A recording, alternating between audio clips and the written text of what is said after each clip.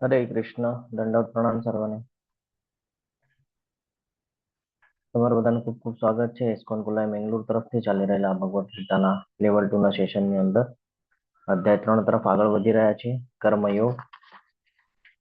શ્રી શ્રી રાધા ગોવિંદના ચરણમાં વંદન કરીએ, ગુરુ મહારાજના આશીર્વાદની સાથે મંગળતાની કામના કરીએ અને આજના શુભ દિવસની શરૂઆત કરીએ. અવાજ આવે છે પ્રભુજી મારો ક્લિયર? હરે કૃષ્ણ. ઓમ અજ્ઞાનાતિમિરાન્ધસ્ય જ્ઞાનાંજનશલાકયા ચક્ષુરુન્મિલિतं येन तस्मै श्रीगुरुवे नमः.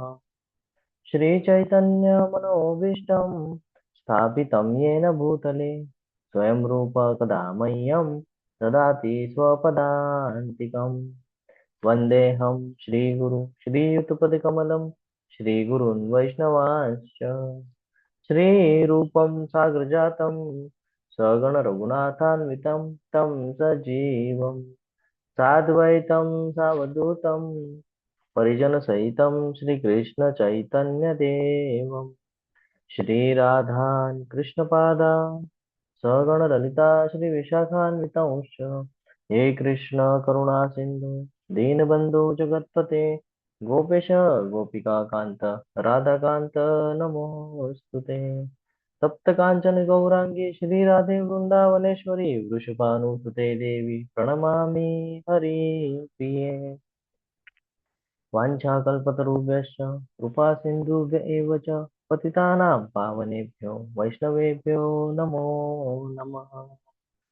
नमो ओम विष्णुपादाय कृष्णपृष्ठाय भूतले श्रीमते भक्तिवेदांत स्वामिन् इति नामिने नमस्ते सारस्वते देवे गौरवाणी प्रचारिणे निर्विशेष शून्यवादी पाश्चात्य देशतारिणे.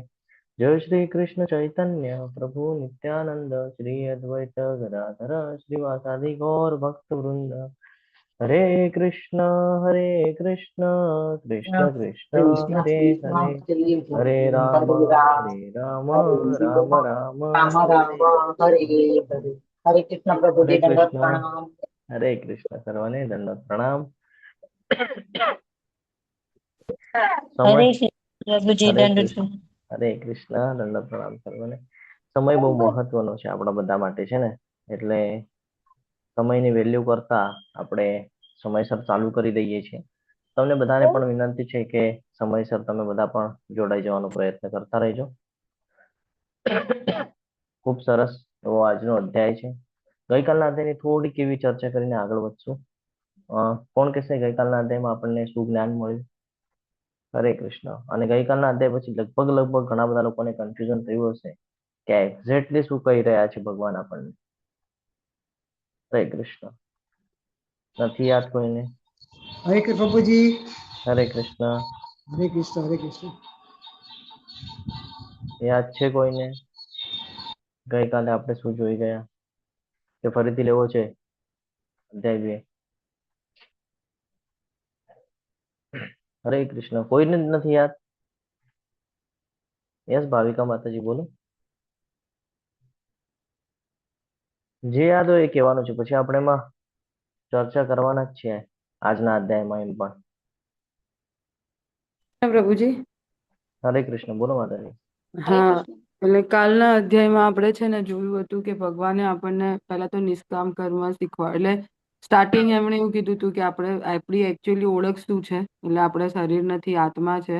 એના પછી એમણે એ પણ કીધું હતું કે છે ને તને કોઈ વસ્તુનો આનંદ એટલે શું કે આમાં જો તું જીતી જઈશ તો છે ને તું તને છે ને આખું રાજ્ય મળશે, અને જો તું હારી જઈશ અને મરી જઈશ તો તને છે ને સદગતિ પ્રાપ્ત થશે એમ.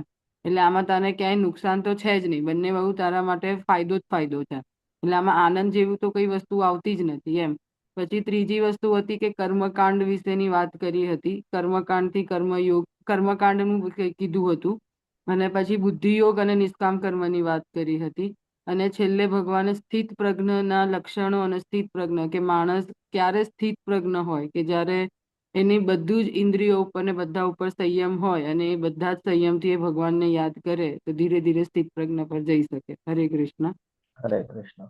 હવે ગઈકાલનો અધ્યાય જાણ્યા પછી આપણને એવું થાય ને કે એક સાઈડ તો ભગવાન એમ કર્યા છે યુદ્ધ કર, અને એક સાઈડ કર્યા છે કે ભાઈ બુદ્ધિ યોગ પ્રમાણે ચાલ, એવું લાગે છે કઈ કન્ફ્યુઝન છે એવું? કે એક સાઈડ ભગવાન કે છે કે યુદ્ધ કર અને એક સાઈડ કે છે કે બુદ્ધિ જ્ઞાન પ્રમાણે ચાલવાનું છે. તો એના પર જ આજનો અધ્યાય છે કે કર્મ કરવું કે કર્મનો ત્યાગ કરવું. અર્જુનજીને આ કન્ફ્યુઝન થઈ રહ્યું છે. તો અર્જુનજી હવે અહીંયા પોતાના પ્રશ્ન માંડશે ભગવાન પાસે અને પછી ભગવાન એના આન્સર ત્રીજા શ્લોકથી આપવાનું ચાલુ કરશે. તો યુદ્ધ ન કરવાના 5 કારણો આપણે જોયા જે અધ્યાય 2 ની અંદર મૂકવામાં આવેલા હતા. અને અધ્યાય 2 માં જ્ઞાન લીધા પછી અધ્યાય 3 તરફ આપણે આગળ વધીએ છીએ. અધ્યાય 3 ની અંદર જોઈએ તો અર્જુનજીને મૂંઝવણ થશે અને એનું સમાધાન માગશે. કેવી રીતે માગે છે આપણે જાણવાનું છે ને આપણે પણ એ પ્રમાણે જીવનમાં બધું ઉતારવાનું છે. ત્યાગ કરવું કે નિષ્કામ કર્મ કરવું, કારણ કે એક સાઈડ ભગવાન કે છે યુદ્ધ કર અને એક સાઈડ કે છે કે તારે બુદ્ધિથી ચાલવું જોઈએ. તો બુદ્ધિથી જ્ઞાન વધે છે અને જ્ઞાનમાં આવ્યા પછી કોઈ એવું કર્મ કરવાનું રહેતું નથી કે જે બંધનમાં બાંધે. અને એક સાઈડ ભગવાન કે છે તારે નિષ્કામ કર્મ કરવું પડશે. તો આ સમજવું ખૂબ જરૂરી છે. બીજી બાબત કર્મકાંડથી કર્મયોગ તરફ લઈ જશે આપણને. આપણે જે ગઈકાલે જ કર્મકાંડના વિશે ઘણી બધી ચર્ચા કરી હતી. તો કર્મકાંડથી કર્મયોગ તરફ જવાના છે. નિષ્કામ કર્મ નિયત કર્મ કરવાની ભગવાન અહીંયા આપણને માહિતી આપે છે, જ્ઞાન આપે છે. કોઈ આસક્તિ વગર કર્મ કરવા કહે છે અને એના ઉદાહરણો આપણને આપવામાં આવે છે.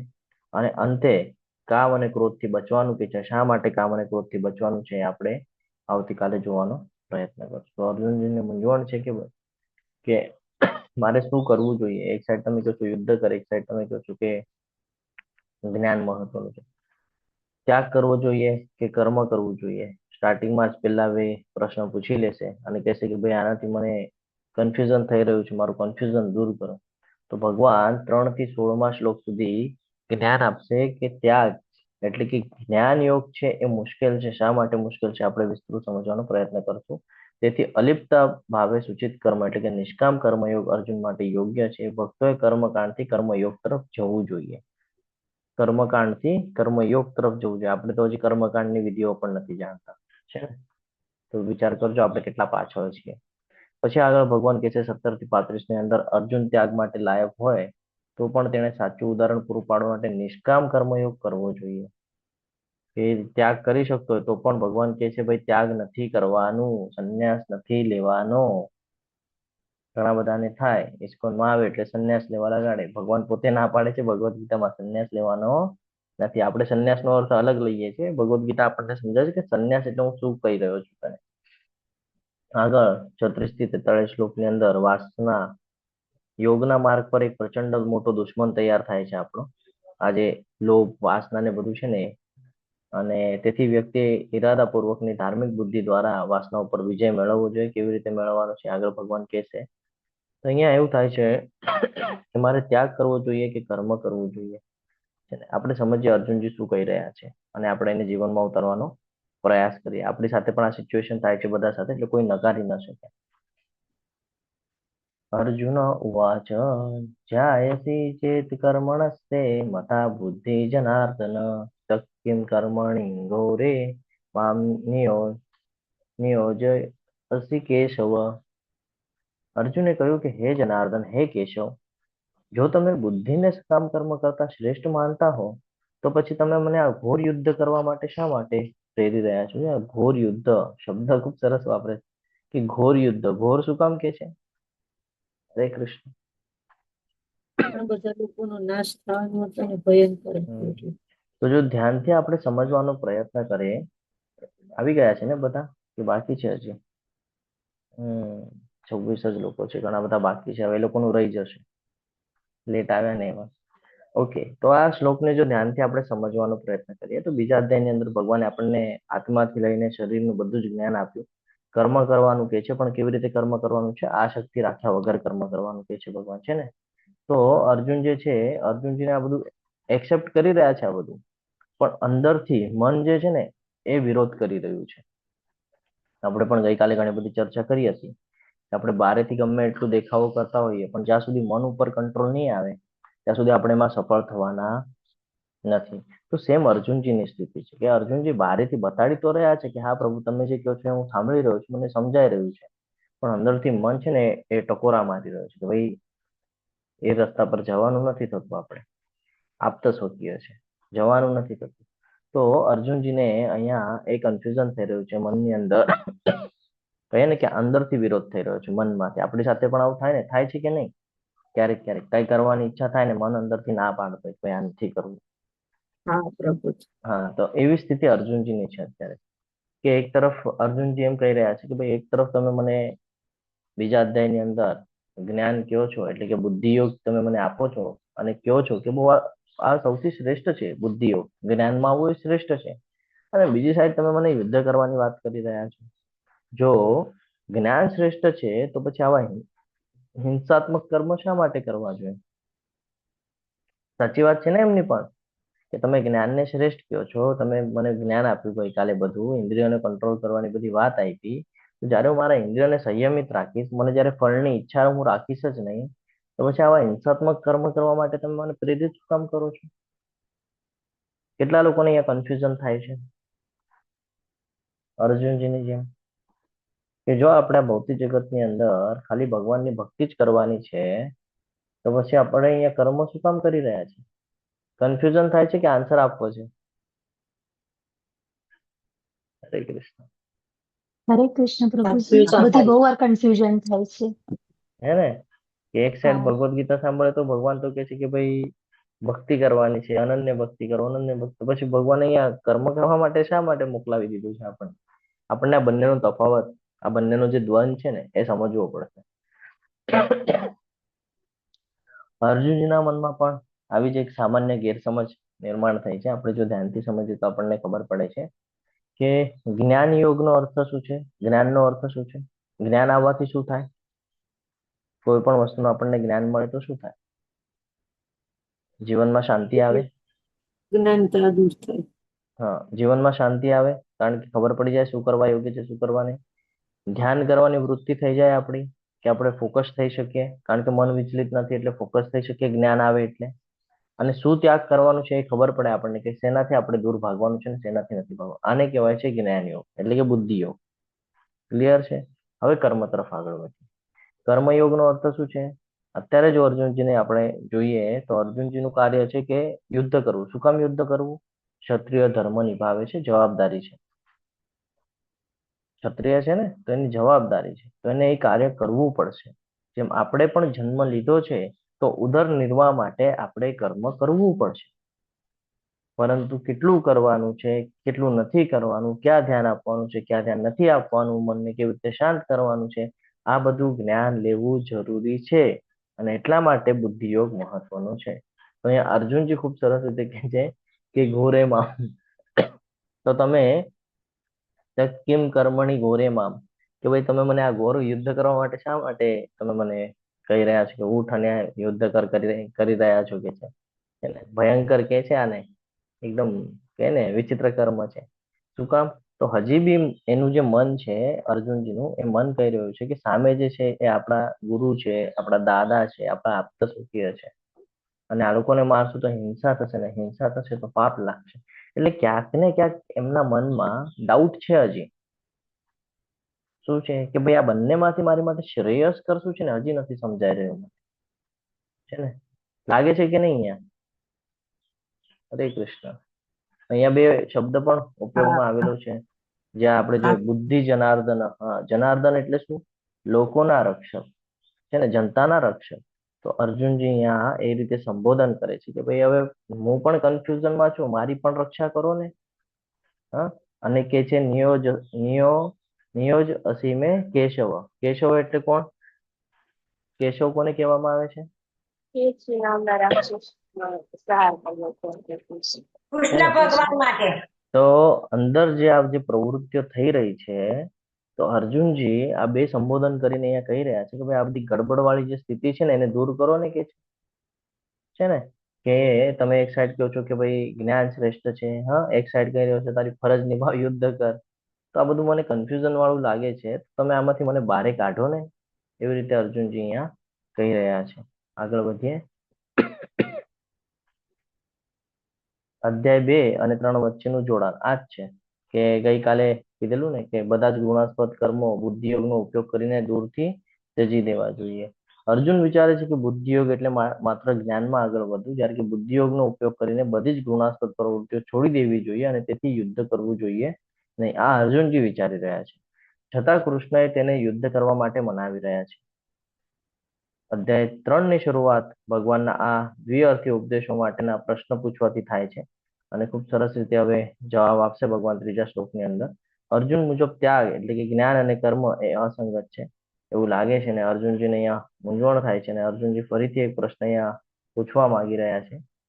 આપના દ્વિઅર્થી ઉપદેશોથી મારી મતિ મૂંઝાઈ ગઈ છે, તેથી કૃપા કરી નિશ્ચયપૂર્વક મને જણાવો કે આમાંથી મારી માટે સૌથી હિતાવહ શું છે.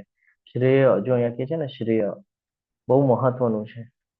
આપણી સાથે પણ આવી બધી પરિસ્થિતિઓ નિર્માણ થાય છે કે નથી થતી? તો અર્જુનજી આ પોઝિશન પર આવીને કન્ફ્યુઝ થઈ રહ્યા છે કે ભાઈ મારી માટે શ્રેષ્ઠ શું છે. હા, જ્ઞાનયોગ શ્રેષ્ઠ છે કે કર્મયોગ શ્રેષ્ઠ છે? કર્મ કરવું જોઈએ કે કર્મનો ત્યાગ કરવો જોઈએ? કારણ કે જ્ઞાન મળ્યા પછી તો કર્મનો ત્યાગ કરવો વ્યાજબી લાગે ને, કે ભાઈ આ તો બંધનમાં બાંધશે ને, અટકાવશે ને, ફસાવશે ને, અલગ અલગ માધ્યમમાં લઈ જશે, રજોગુણ ને તમોગુણમાં. કારણ કે ભગવાન કીધું કાલે જ કે ભાઈ 3 ગુણથી ઉપર થવાનું છે. તો પછી કર્મ કરીશ તો ક્યાંક ને ક્યાંક અટકાઈશ. એટલે એને ગૂંચવણ ભર્યું લાગે છે કે મને આ બધું ગૂંચવણ ભર્યું લાગે છે. હા, મારી મતિ મૂંઝાઈ રહી છે. તમે આજે કહો છો એ મને બેવ સાઈડ થી સમજાઈ નથી રહ્યું. હું ભ્રમિત થઈ રહ્યો છું. તો મારી બુદ્ધિ. હરે કૃષ્ણ. તો કે છે હું ભ્રમિત થઈ રહ્યો છું, તો મને થોડું જ્ઞાન આપો ને. અહીંયા જોઈએ તો એ એમ નથી કેતા ભગવાનને કે ભાઈ હું તમને દોષ આપી રહ્યો છું કે તમે મને કન્ફ્યુઝ કરો છો. નહીં, એ કહે છે કે ભાઈ હું જે કન્ફ્યુઝ થઈ રહ્યો છું ને એની પાછળનું રીઝન મને જાણવું છે કે હું શું કામ કન્ફ્યુઝ થાઉં છું. હા, મને કેમ નથી સમજાતું? હું તો જ્ઞાની છું તો પણ હું શું કામ કન્ફ્યુઝ થાઉં છું? એક મનુષ્ય માટે આ બહુ મહત્વનું છે. જે પોતાને જ્યારે બુદ્ધિશાળી માનતો હોય ત્યારે એ અહંકારમાં આવે છે, અને જ્યારે પરિસ્થિતિઓ એવી આવે છે ત્યારે એ દુઃખી થઈ જાય છે. તો અહીંયા અર્જુનજીની જે સ્થિતિ છે એ સ્થિતિ આપણી પણ થાય છે કે ક્યારેક આપણે બહુ ફોર્મમાં હોઈએ, કે ભાઈ હું બહુ શ્રેષ્ઠ અને મેં બહુ કરી લીધું, અને ક્યારેક જીવનમાં એવી પરિસ્થિતિ આવે કે નિર્ણય લેવા પણ આપણને તકલીફ થાય કે ભાઈ હવે નિર્ણય કેમ લઉં, મને કાંઈ સૂઝી નથી રહ્યું. કેટલા લોકો સાથે આવું થાય છે? હરે કૃષ્ણ. ક્યારેક થાય ને, બધું આપણા મન જેવું થાય તો આપણે પોતાને બહુ શ્રેષ્ઠ માનીએ, અને ક્યારેક એવી સિચ્યુએશન આવે કે ભાઈ આપણને પોતાને નિર્ણય લેતા ના આવડે. પછી આપણને એવું થાય, બાજુમાં જે બેઠા હોય એ એમ કે ભાઈ તું તો બહુ જ્ઞાની છે, તું તો બધાને જ્ઞાન વેચે છે, અને હવે તારી પરિસ્થિતિ આવી તો. યસ કનન માતાજી, બોલો હરે કૃષ્ણ. કઈ નહીં પ્રભુજી, એવું થાય એમ આપણે બીજાને કહેતા હોય પણ જયારે એ સેમ કન્ડિશન આપણે પર આવે તો આપણે ડિસિઝન લઈ શકતા હોય એમ. હરે કૃષ્ણ. હરે કૃષ્ણ. તો આ સમજવા જેવું છે. આવી પરિસ્થિતિ આપણી પણ થાય છે, જે અત્યારે અર્જુનજીની થઈ છે. બહુ જ્ઞાનીની વાત કરતા હતા ને, ભગવાનની સામે ઉભા રહીને જ્ઞાન દઈ રહ્યા હતા, તો હવે મૂંઝાઈ ગયા છે. તો શું શબ્દ વાપરે છે કે આમાંથી મારી માટે હિતાવહ શું છે? હિતાવહ, શ્રેયસ્કર, એનો અર્થ શું છે કે જીવનનું કલ્યાણ હું કેવી રીતે કરી શકું છું મારા, મને એ ઉપદેશ આપો. યુદ્ધ કરવાનું છે, ઠીક છે, માન્ય છે મારે યુદ્ધ કરવાનું, પણ હું એનાથી મોક્ષ તરફ કેવી રીતે જઈ શકું, એમ અહીંયા અર્જુનજી કહી રહ્યા છે. તો અહીંયા સમજવું ખૂબ જરૂરી છે. અહીંયા સમજાય છે અર્જુનજીના મનમાં શું ચાલી રહ્યું છે. એ ભગવાન કે છે એને એક્સેપ્ટ કરવા તૈયાર છે, પરંતુ અંદરથી મન છે ટકોરા મારી રહ્યું છે કે ભાઈ આપણે નથી કરવાનું થતું યુદ્ધ. તો કન્ફ્યુઝન થઈ રહ્યું છે કે એક સાઈડ તમે બુદ્ધિને શ્રેષ્ઠ કહો છો, એક સાઈડ કર્મ કરવા કહો છો. મારું મન તો અંદરથી કન્ફ્યુઝ છે, અને હું પોતાને ગમે એટલો જ્ઞાની માનતો હોઉં, પણ અત્યારે પરિસ્થિતિ એવી છે કે ભાઈ હું મૂંઝવણમાં છું. તો મારી માટે હિતાવહ એટલે મારી માટે જે શ્રેયસ્કર છે, જેનાથી મારો ઉદ્ધાર થઈ શકે, એ તમે મને કહો કે મારે કર્મ કરવું જોઈએ, યુદ્ધ કરવું જોઈએ, કે આ બધું જ્ઞાનના બેઝ પર આ બધું છોડી દેવું જોઈએ. તો નિષ્કામ કર્મની વાત ભગવાન હવે અહીંયા કહેશે. આપણે આગળ વધીએ. ખૂબ સરસ રીતે ભગવાન અહીંયા હવે જ્ઞાન આપી રહ્યા છે, જવાબ આપી રહ્યા છે ભગવાન અર્જુનના સવાલનો. પૂર્ણ પુરુષોત્તમ પરમેશ્વર બોલ્યા, હે નિષ્પાપ અર્જુન, મેં પૂર્વે સ્પષ્ટતા કરેલી જ છે કે આત્મ સાક્ષાત્કાર પામવાનો પ્રયત્ન કરનારા મનુષ્ય 2 વર્ગના હોય છે.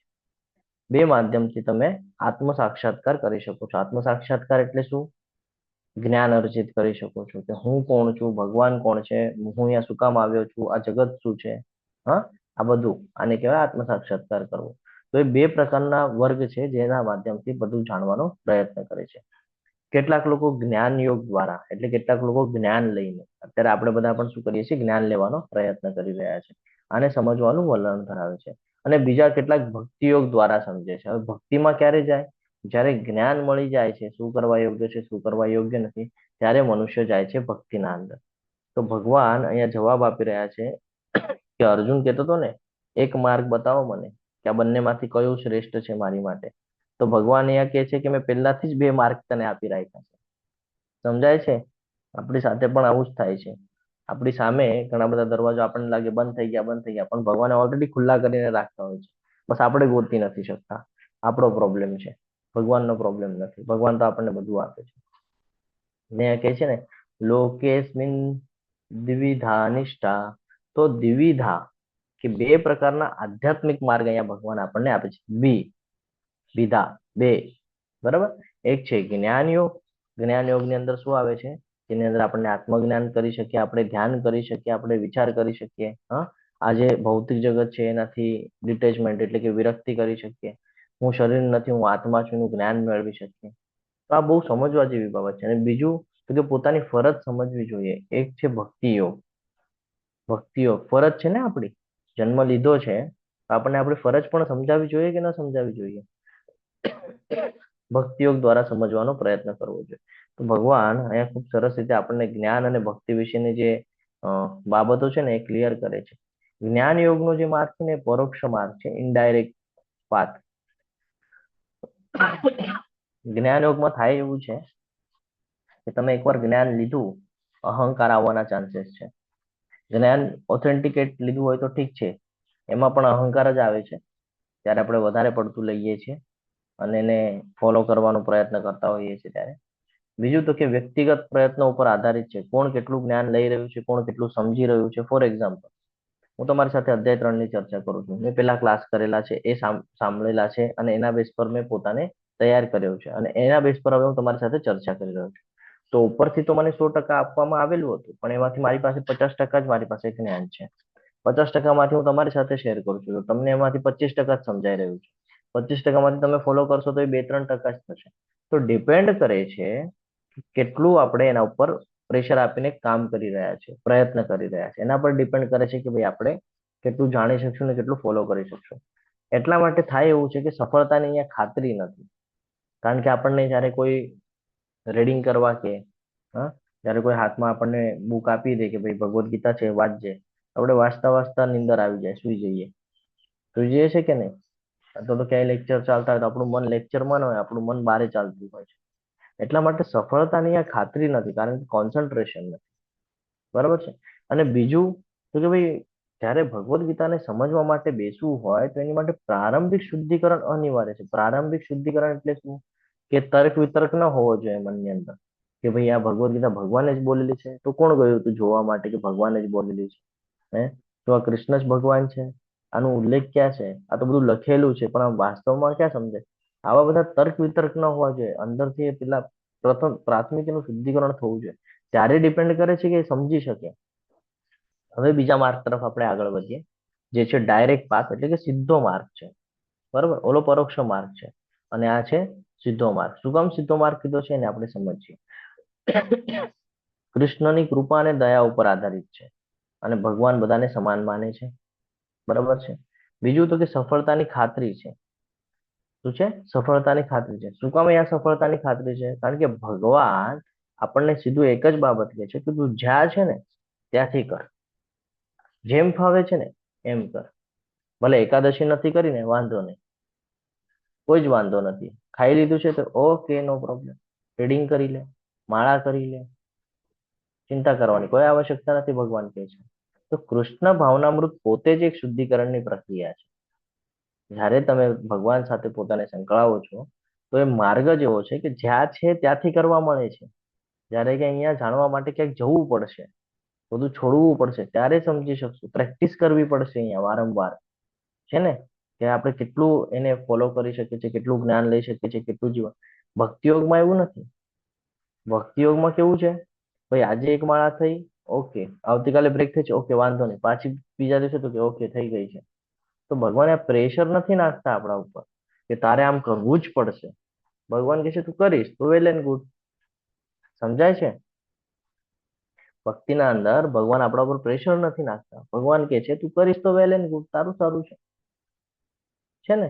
નહીં કરે તો કે કાંઈ નહીં, જેવું જીવન તું હમણાં જીવે છે એવું તું જીવી શકે છે, કોઈ વાંધો નથી. પણ તને જો થોડી પણ સ્વીકૃતિ આવતી હોય તો તું થોડું ભક્તિ કરી શકે છે. તો અહીંયા ખૂબ સરસ રીતે એક સ્લાઇડ મૂકવામાં આવેલી છે જેની અંદર મનુષ્યને કર્મનો સમૂળગો પ્રારંભ ન કરવાથી ન તો કર્મફળથી મુક્તિ પ્રાપ્ત થાય છે અને ન તો કર્મ ત્યાગથી તેને પૂર્ણતા સિદ્ધ થાય છે. આનો અર્થ શું છે ખબર છે? શું કહી રહ્યા છે અહીંયા? ના પ્રભુજી. ઓકે, કર્મયોગ એટલે શું? કર્મયોગ એટલે કામ છોડી દેવાની વાત કરી રહ્યા છે. કામને યોગ સાથે જોડવાનું. ભગવાન સાથે જોડાણ. કર્મ એટલે કામ છોડવાની વાત નથી કરતા, પણ ફળની આ શક્તિ વગર જે કામ કરવાનું છે એ કામની અહીંયા વાત કરી રહ્યા છે. આપણે બીજા અધ્યાયની અંદર સાંખ્ય યોગ જોયો હતો છે ને, જેમાં આપણને ખબર પડી હતી કે ભાઈ એક તત્વજ્ઞાન આપણને સમજાવેલું હતું. શું સમજાવેલું હતું? શું સમજાવવામાં આવેલું હતું? શું કરવાનું છે? સાંખ્ય યોગની અંદર શું જ્ઞાન મળ્યું આપણને? આપણી જવાબદારી, આપણી ફરજ બધી ખબર પડી ને, કે દરેક કાર્ય આપણે ભગવાનને અર્પણ કરીને કરવાનું છે. જવાબદારીથી ભાગવાનું નથી. જેમ અર્જુનજી ભાગી રહ્યા હતા તો ભગવાન ટોકી રહ્યા હતા કે ભાઈ તું ભાગી રહ્યો છે, ભાગવાનું નથી તારે ક્યાંય. હા, કર્મમાં જ આધ્યાત્મિકતા શોધવાની છે. આધ્યાત્મિકતા એટલે શું? કે ભગવાનની સાથે કેવી રીતે આપણે કનેક્ટ થઈ ને કામ કરી શકીએ એ શોધવાની વાત કરી રહ્યા છે. ખૂબ સરસ રીતે અહીંયા સમજાવે છે કે કર્મ છોડીશ, તને શું લાગે છે? તું કર્મ છોડી દઈશ તને શાંતિ પ્રાપ્ત થશે? તું લડવાનું છોડી દઈશ તો શું તને મોક્ષ મળશે? શું લાગે છે તમને? કે યુદ્ધ કરવાનું છોડી દેશે તો શું એને મોક્ષ મળશે? નહીં મળે. કેમ નહીં મળે? આપણને ભગવાને જ્ઞાન આપ્યું છે કે જો તું તારા કર્મથી ભાગીશ, જો તું તારું જે કર્તવ્ય છે નહીં નિભાવીશ તો તું પાપનો ભાગી બનીશ. ભૂલી ગયા કે યાદ છે?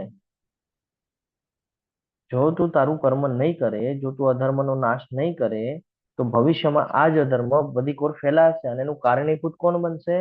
તું. કેમ? તો કે તે વિરોધ ન નોંધાવ્યો. આપણે આના ઉપર બહુ મોટું ડિસ્કશન કરેલું હતું, જો યાદ હોય તો, કે આપણું બાળક જ્યારે એવી સિચ્યુએશન આવે ત્યારે આપણે વિરોધ નોંધાવવો જોઈએ. ન નોંધાવીએ તો, એમના મન જેવું કરવા દઈએ તો પછી ભવિષ્યમાં એ જ આપણા પર ઉલટું થાય છે. પછી આપણે કહીએ કે તું આવો તું એવો, પણ કારણીભૂત કોણ છે? આપણે જ છીએ. પાપના ભાગી કોણ છે? આપણે છે. કેમ? કે જ્યારે આપણે ચર્ચા પણ કરી હતી, ગાંધારી એના આંખ પર પટ્ટી બાંધેલી હતી. ખબર છે એનો પુત્ર ખોટા રસ્તે જઈ રહ્યો છે, એનું કામ હતું એને ટોકવું. ટોક્યું? ન ટોક્યું? નષ્ટ થઈ ગયું બધું. થયું કે ન થયું? તો આ ફરીથી યાદ રાખવાનું છે. ભગવાને કીધું છે કે જો તું તારા કર્તવ્યથી ભાગીશ ને તો તું પાપનો ભાગી બનીશ. કારણ કે તું નહીં કરે તો બીજા આવીને એના પર હાવી થઈ જશે. અત્યારે સમાજની અંદર એ જ થઈ રહ્યું છે કે જ્ઞાન નથી પુરાઈ રહ્યું, ભગવદ્ ગીતાનું નોલેજ નથી અપાઈ રહ્યું, જેના લીધે બધા આડા અવળા રસ્તે જઈ રહ્યા છે. અને તમે કહેશો કે જો સમાજ કેવો ખરાબ થઈ રહ્યો, જો સમાજમાં શું થઈ રહ્યું છે? સમાજમાં શું કામ થઈ રહ્યું છે? કારણ કે આપણી જવાબદારી આપણે પૂર્ણ નથી કરેલી, એટલે સમાજની અંદર બધી ઘટનાઓ ઘટિત થઈ રહી છે. તો એના કારણીભૂત, એના પાપી આપણે છે. એટલે આ સમજવું જરૂરી છે. તો અર્જુનજીને અહીંયા બે સિચ્યુએશન નિર્માણ થાય છે. એક તો કર્મ કરવું એટલે યુદ્ધ કરવું, અથવા તો બધું છોડીને વયો જવું. તો બેઉ વિચારો એના જે છે એ સમજવા ખૂબ જરૂરી છે. કે ભગવાન અહીંયા કહે છે, એક એક્ઝામ્પલ આપું કે આપણે હોઈએ, આપણે ખાલી કર્મ કરતા હોઈએ તો શરીર તો આપણું રહેવાનું જ છે, જીવન પણ આપણું ચાલવાનું છે, કોઈ વાંધો નથી. હા, મનના અંદર પણ અલગ અલગ અલગ અલગ વિચારો આવવાના જ છે, કારણ કર્મ કરી રહ્યા છે. એટલે કર્મ છોડવાની ભગવાન અહીંયા ના પાડે છે. કર્મ છોડવાની નથી. કર્મ છોડીશ તો શું તને મુક્તિ મળશે? નહીં મળે. શેનાથી મુક્તિ મળશે? ઉલટાનું હજી વિચારો ચાલુ થશે તારા, કારણ કે તું એક પછી એક કર્મ કર્યા કરીશ. અને સંન્યાસ લઈ લેવાની વાત કરે તો શું લાગે છે તમને? સંન્યાસ લેવો એટલે શું? ઘર-બાર છોડીને વયું જવાનું છે. હવે જયારે આપણે ઘર-બાર છોડીને જંગલમાં વયા જઈએ છીએ તો અંદરથી આપણો જે મોહ છે આ ભૌતિક જગત સાથેનો, આપત સુખે સર, શું એ ઓછો થઈ જાય છે? શું લાગે છે તમને? ફોર એક્ઝામ્પલ, હું તમને એક બંધ ઓરડીની અંદર વગર મોબાઈલે બેસાડી દઉં તો શું તમને મોબાઈલનો મોહ દૂર થઈ જશે? તમે બેસી શકશો 10-15 મિનિટ, 1 કલાક સુધી વગર મોબાઈલના? પ્રશ્ન છે મારો તમને. ના પ્રભુજી. એડિક્ટેડ છે ને, અટેચમેન્ટ છે, એડિક્ટેડ છો, નહીં થાય પોસિબલ. સંન્યાસનો પણ કોઈ ફાયદો નથી. ભગવાન એ સમજાવે છે કે તું બધું છોડીને તું કે હું વયો જાઉં જંગલમાં, તું જેવો જંગલમાં જઈશ ને તને બધું યાદ આવશે.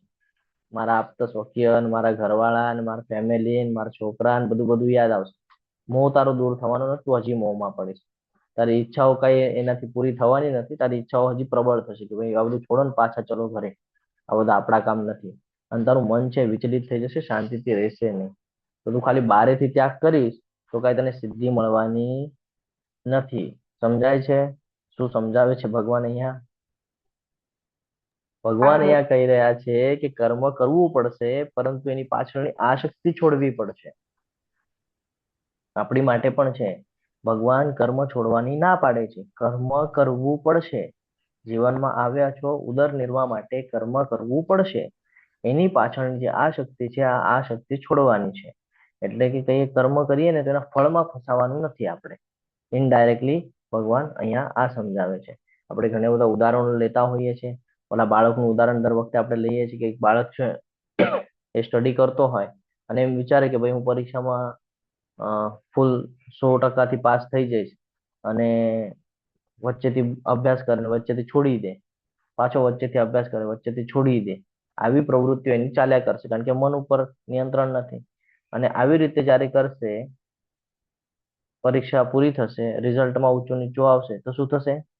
સૌથી પહેલા વિચલિત કોણ થશે? એ પોતે થશે. હા, જ્યારે શાંતિ ગોતી રહ્યો હતો કે ભાઈ હું પાસ આઉટ થઈશ તો હું સારા એમાં જઈશ, કોઈ ગવર્મેન્ટ જોબ કરીશ કે કાંઈ મોટું બિઝનેસ કરીશ, હવે એને શાંતિ રહેશે કે? હવે એને શાંતિ રહેશે નહીં. એ અશાંત થઈ જશે. કેમ? કારણ કે એના મન જેવું નથી થયું. એટલે પરિણામ સાથેની ચિંતા છોડી દેવાની છે. ભવિષ્યમાં શું થશે? ભવિષ્યમાં ભગવાને બધું તૈયારી રાખી છે આપણી માટે.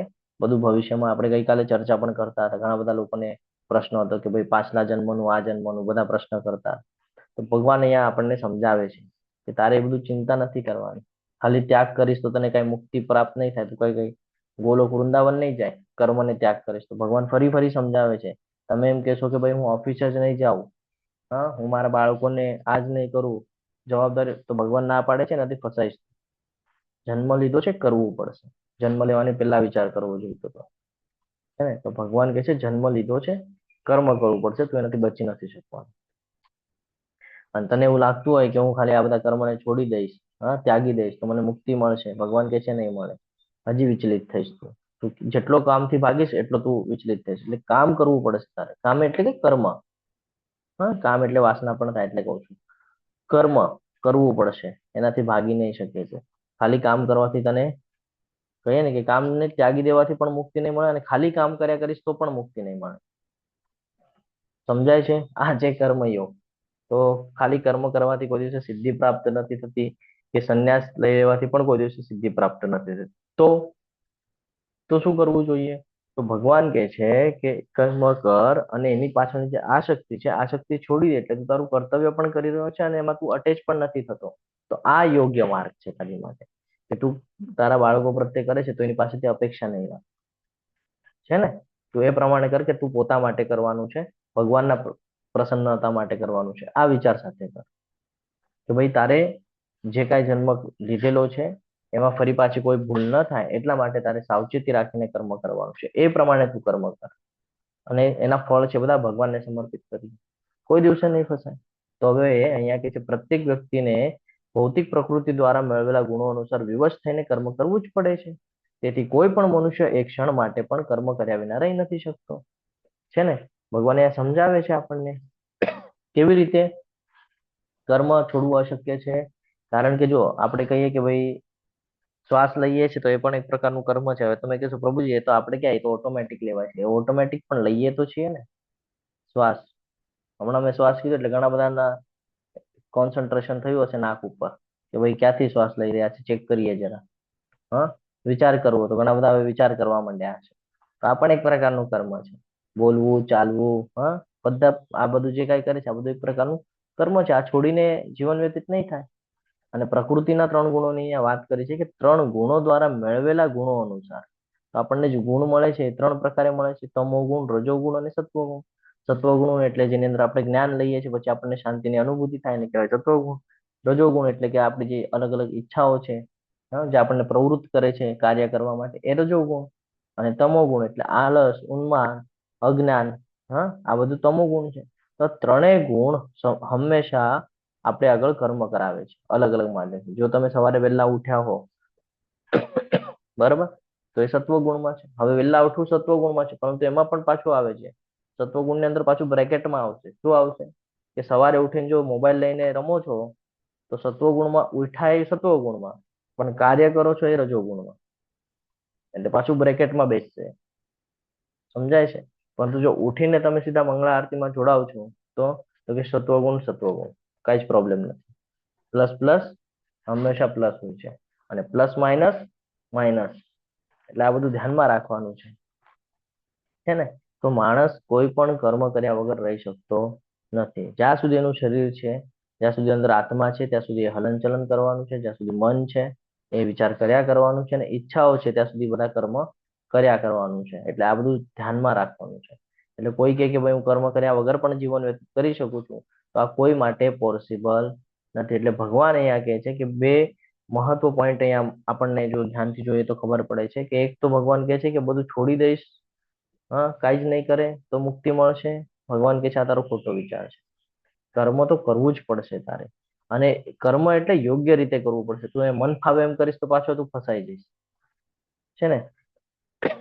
એક એક્ઝામ્પલ લે, આપણા ઘરમાં બધાના ઘડિયાળ છે ઘરે. ઘડિયાળ, તમે ઘડિયાળને જોયું છે? જ્યાં સુધી એનો સેલ પૂરો ન થાય ને ત્યાં સુધી એ ચાલ્યા જ કરે, કન્ટિન્યુઅસ ચાલ્યા કરે. સેમ એજ મનુષ્ય જીવન માટે છે કે માણસ જ્યાં સુધી જીવતો હોય ને ત્યાં સુધી કામ કરવું જ પડશે. એટલે એમ ન કહી શકીએ કે ભાઈ આ વગર કામનો છે. વિચાર કરે છે તો એ પણ કાર્યની અંદર આવે છે. તો આ સમજવું ખૂબ જરૂરી છે. ભગવદ્ ગીતા અહીંયા આપણને શીખવાડી રહ્યું છે કર્મથી ભાગવાનું નથી, કર્મને સમજદારી પૂર્વક કરવાનું છે કે આપણી જવાબદારી શું છે.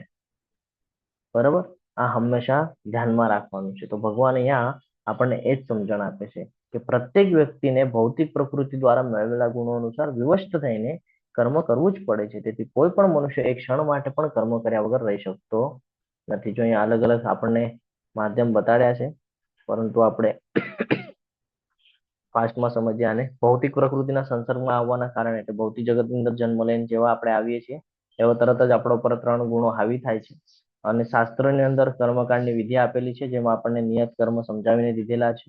નિયત કર્મ એ આત્માનું શુદ્ધિકરણની પ્રક્રિયા છે, અને જે કૃષ્ણ ભાવના તરફ દોરી જાય છે. એટલે જો શાસ્ત્રોને આપણે ફોલો કરતા હોઈએ, જો કર્મકાંડની વિધિ કરતા હોઈએ, તો આપણને ખબર પડે છે કે ભાઈ એનાથી ધીરે ધીરે, આપણે ગઈકાલે પણ ચર્ચા કરી હતી કે ધીરે ધીરે આપણે ભગવાન તરફ કેવી રીતે જઈ શકીએ છીએ. હવે અહીંયા ભગવાન આપણને સમજાવે છે કે ભાઈ શું મહત્વનું છે કર્મ કરતા વખતે, કઈ બાબતો મહત્વની છે ભગવાન સમજાવે છે.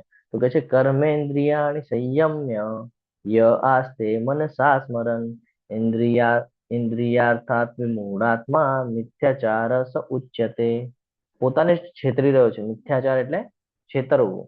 તો આ સમજવું પડશે કે કોણ કોને છેતરે છે. તો અહીંયા જોઈએ રાઈટ સાઈડમાં એક આપણને બતાડે છે, તો એ પોતાને સંત બતાડી રહ્યા છે, પણ એની પ્રવૃત્તિ ઉપરથી લાગી રહ્યું છે કે ભાઈ આ સંત છે નહીં. કેમ? એની પાછળનું રીઝન તમારે સાથે 2 મિનિટમાં સમજાવી દઉં છું તમને.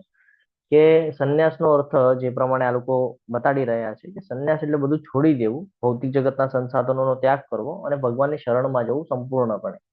તો જેણે ભૌતિક જગતનો ત્યાગ કર્યો હોય ને, પોતાની ઇન્દ્રિય ભગવાનમાં લગાડે, ના કે પોતાની ઇન્દ્રિયની તૃપ્તિમાં લગાડે. તો એના કર્મ જો આપણે જોઈએ તો દેખાવ તો એનો પહેરવેશ ઉપરથી એવું લાગે છે કે ભાઈ સંન્યાસ છે, પણ એના હાથમાં સિગરેટ ને બધું દેખાય છે, જે તમોગુણનું પ્રતીક છે કે ઇન્દ્રિય તૃપ્તિના સાધનો દેખાઈ રહ્યા છે. તો એ પોતાને છેતરી રહ્યો છે અહીંયા જો જોઈએ તો, છે ને. બહારથી કેવો દેખાય છે? બહુ મોટો સંન્યાસી એવું, દાઢી બીઢી વાળ, પહેરવેશ જોઈએ તો તો આપણને લાગે છે કે ભાઈ સંન્યાસી છે. અંદરથી એનું મન છે શું કરી રહ્યો છે? છેતરી રહ્યો છે ને. પોતાને જ પોતે છેતરવાનું કામ કરે છે. હજી એક ઉદાહરણ આપું હું તમને, તો ઘણા લોકોને એમ લાગે કે આ સંન્યાસી ઉપરથી જ આપણે એક ઉદાહરણ લઈએ કે જંગલમાં જઈને બેસી ગયા તપ કરવા કે XYZ. તો આપણને એવું લાગે કે ભાઈ આ કાંઈ કામ કરતો નથી, પણ એની અંદર શું ચાલતું હોય ખબર છે? કે ભાઈ હું અહીંયા ઓલું કરું છું, 4 લોકો આવે મને જોવે, મારા શિષ્ય બને અને હું બહુ પ્રસિદ્ધ થાઉં.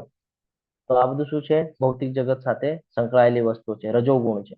તો જ્યારે તમે સત્વગુણ બતાડીને અંદર મનની અંદર રજોગુણની પ્રવૃત્તિઓ ચાલુ રાખો છો તો ભગવાન કે છે આવો વ્યક્તિ તમે પોતાને છેતરી રહ્યા છે. જો ઇન્દ્રિયનું ચિંતન થઈ રહ્યું છે, ઇન્દ્રિયના વિષયોનું જો ચિંતન થઈ રહ્યું છે, તો તમે છેતરો છો. કે તમે બતાડો છો હું ભક્ત છું, તમે બતાડો છો હું સત્વગુણી છું, અને એ સત્વગુણના પાછળ તમે છુપાઈને રજોગુણની ચર્ચાઓ કરો છો, તો એ ખોટું છે, ભગવાન કહે છે. એટલે કે આ બતાડે છે પહેરવેશ કરીને કે ભાઈ હું સત્વગુણી છું, અને અંદર મનની અંદર જે વિચાર ચાલી રહ્યા છે બધા રજોગુણના ચાલી રહ્યા છે, તો એ પોતાને છેતરે છે. એટલે કે છે કે જે મનુષ્ય કર્મેન્દ્રિયોને કાબુમાં રાખે છે, બરાબર, પરંતુ મનની અંદર ઇન્દ્રિયોના વિષયનું ચિંતન કરે છે, તેની સંદે પોતાને છેતરે છે, અને એને ઢોંગી કહેવાય છે. એટલે કે સમજો, ફોર એક્ઝામ્પલ, હજી એક નાનું એક્ઝામ્પલ લઈએ કે એકાદી વસ્તુ તમને ખબર છે કે ભાઈ નથી ખાવાની, અને તમે સમજો મને મળ્યા અને તમે મને કીધું કે ના પ્રભુજી હું આ નથી લેતો કે નથી લેતી, કારણ કે મને આનાથી આ તકલીફ થાય છે. હવે તમે બોલવા માટે મને બોલી તો ગયા, હવે મારા માઇન્ડમાં શું ચાલશે કે ભાઈ આને આ નથી ખાવાનું. હવે એ વસ્તુ તમારી ફેવરેટ છે, તો શું થશે? તમે કહેશો કે યાર પ્રભુજીને કહી તો દીધું મેં કે ભાઈ આ હું નહીં ખાઉં, પણ આ તમારી ફેવરેટ વસ્તુ છે, મને આની વગર તો રહેવાશે. તો મનની અંદર જે ચિંતન થયું એ વસ્તુ બદલ, એ આકર્ષણ નિર્માણ થયું, એનો અર્થ કે તમે પોતાને છેતરો છો. સમજાય છે? હરે કૃષ્ણ. હા પ્રભુજી. હા, એટલે કર્મ કરતા વખતે આ હંમેશા ધ્યાનમાં રાખવાનું છે કે શેને આપણે મહત્વ આપવાનું છે ને શેને નથી આપવાનું. આપણે એને મહત્વ આપીએ છીએ જેને નથી આપવાનું, અને જે નથી આપવાનું એ જ કાર્ય આપણે ફાસ્ટમાં કરી નાખીએ છીએ.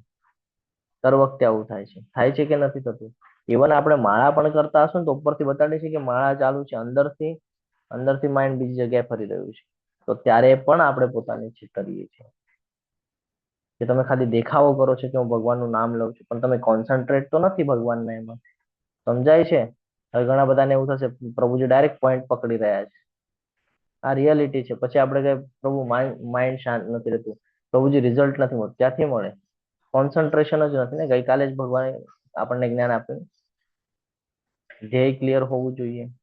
હા, આપણે દ્રોણાચાર્ય અને અર્જુનજીની ચર્ચા પણ કરી રહી હતી કે એનું ધ્યેય ક્લિયર હતું કે મારે અર્જુનને ધનુર્ધારી બનાવવાનો છે. તેનું ફોકસ અર્જુન ઉપર જ વધારે હતું. પછી અર્જુનને જયારે પ્રશ્ન કર્યો તો અર્જુને પણ એ જ જવાબ આપ્યો જે એને જોઈતું હતું કે ભાઈ મારે આંખ વીંધવાની છે. તો આવું આપણું પણ છે. આપણે જયારે મંગળ આરતીમાં જોડાઈએ છીએ અને આપણે ભૌતિક જગતના સંસાધનોના વિચાર કરીએ છીએ, એટલે આપણે એમાં ફસાઈ રહ્યા છીએ. સમજાય છે?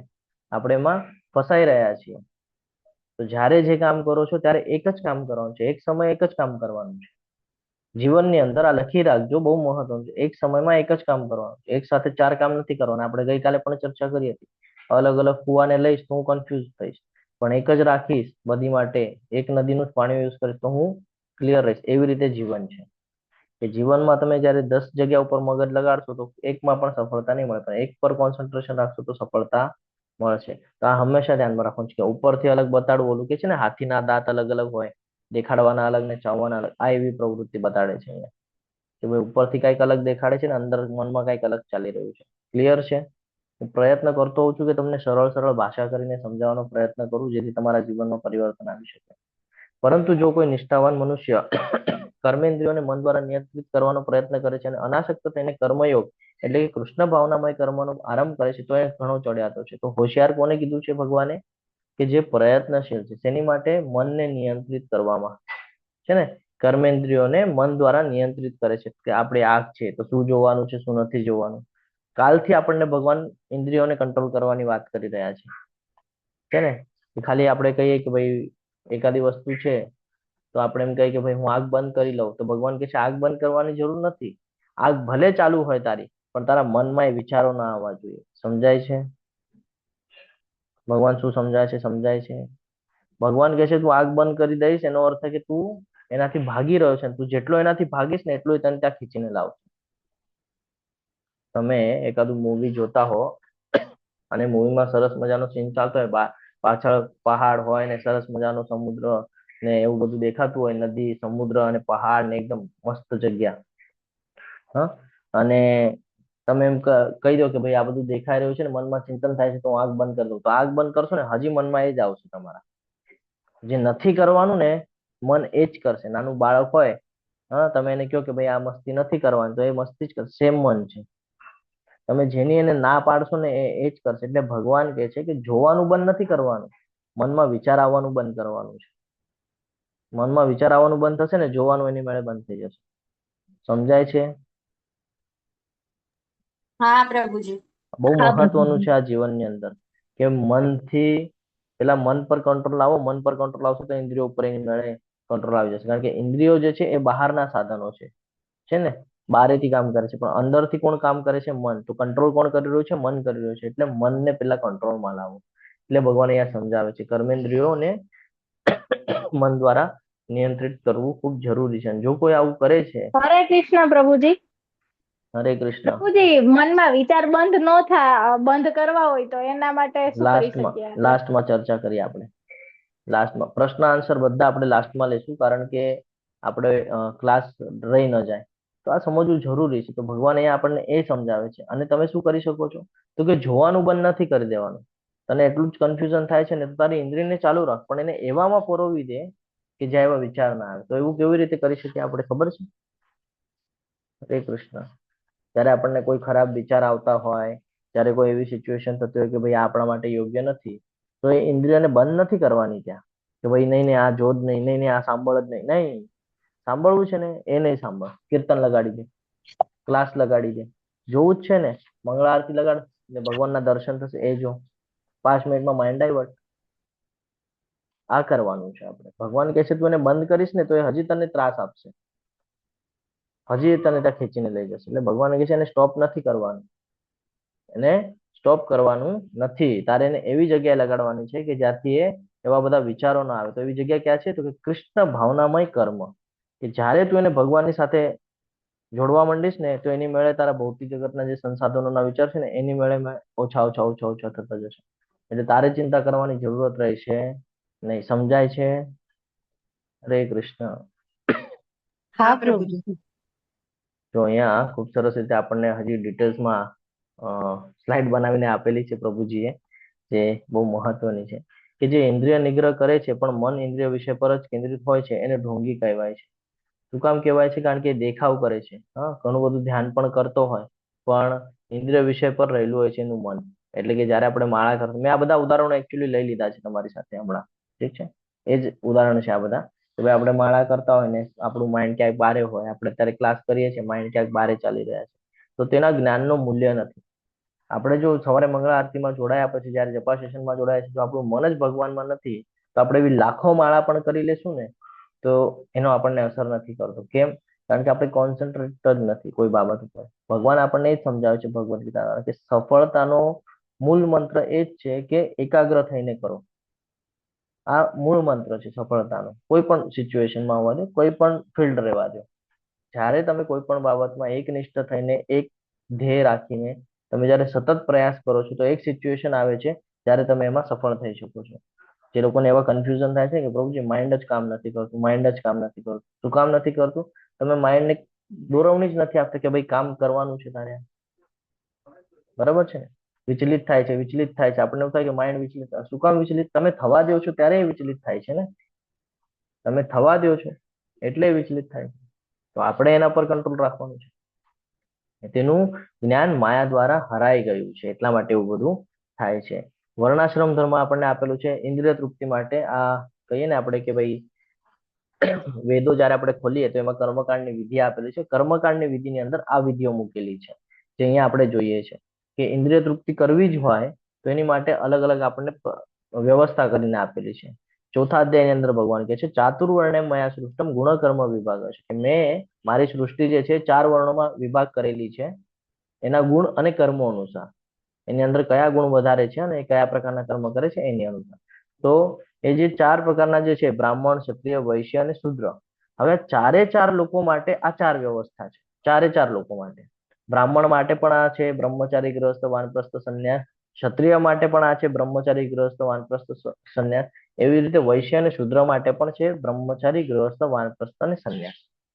અમુક લોકોને એવું થાય કે આ બધું બ્રાહ્મણ જ પાળવાનું છે. નહીં, 4 વર્ણના લોકોએ આ પાળવાનું છે, બધા માટે છે. તો શું છે આ સમજવું જરૂરી છે. બ્રહ્મચારી, તો આને આપણે ડિવાઇડેશન કરીએ તો આપણે જોઈએ કે ભૌતિક જગતમાં મનુષ્યનું જીવન લગભગ 100 વર્ષની આસપાસનું છે. તો આને 4 ભાગમાં ડિવાઈડ કરીએ તો 25-25 ની એજ આવે. કે પહેલા 25 વર્ષ છે બ્રહ્મચારી. બ્રહ્મચારીનો અર્થ શું છે? ત્યારે આપણે જ્ઞાન લેવાનું છે. ભૌતિક જ્ઞાન તો બધા જ લે છે સ્કૂલ કોલેજમાં, પણ એની સાથે આધ્યાત્મિક જ્ઞાન લેવાનું ચાલુ કરવાનું છે કે આપણે કોણ છીએ, ભગવાન કોણ છે, આ બધું આ પ્રકૃતિ કેવી રીતે ચાલી રહી છે ને આપણે અહીંયા શું કામ આવ્યા છીએ. પહેલા 25 વર્ષમાં જો તમે આ જ્ઞાન લઈ લીધું હશે તો એના પછીનું આખું જીવન ચિંતા કરવાની કોઈ આવશ્યકતા નથી. બાળક નાનું હોય ત્યારે શું કામ એજ્યુકેશન આપવામાં આવે? કારણ કે ત્યારે એને જે શીખવાડે ને એ જ એ જીવનમાં ઉતરતું હોય, એના જીવનમાં એ જ બધું ઉતારતો હોય. તો જો તમે એને નાનપણમાં જ જ્ઞાન આપી દીધું હોય ભગવદ્ ગીતા ભાગવતમનું, તો તમારે ચિંતા કરવાની જરૂર નથી, એ વ્યવસ્થિત જ રહેવાનો છે, કોઈ ખોટા માર્ગે જવાનું જ નથી. પરંતુ થાય છે એવું કે આપણે જ્ઞાન નથી આપતા, આપણે વ્યસ્ત હોઈએ છીએ, આપણને એવું લાગે છે 10-12 વર્ષનો છોકરો થાય એટલે મોટો થઈ ગયો, 16 વર્ષનો થાય એટલે પોતાના પગ પર આવ્યો એમ સમજે અને એને થોડી છૂટ આપી દે છે. છૂટ આપી એટલે પોતાના મન પ્રમાણે કર્મ કરવાનું ચાલુ કરે છે. પછી આપણને બધાને ખબર છે 18 વર્ષની પહેલા જ લગ્ન કરી લે, 20 વર્ષમાં તેના લગ્ન થઈ ગયા હોય. હા, તો અહીંયા તો બ્રહ્મચારી કીધું છે 25 વર્ષની ઉંમર સુધી.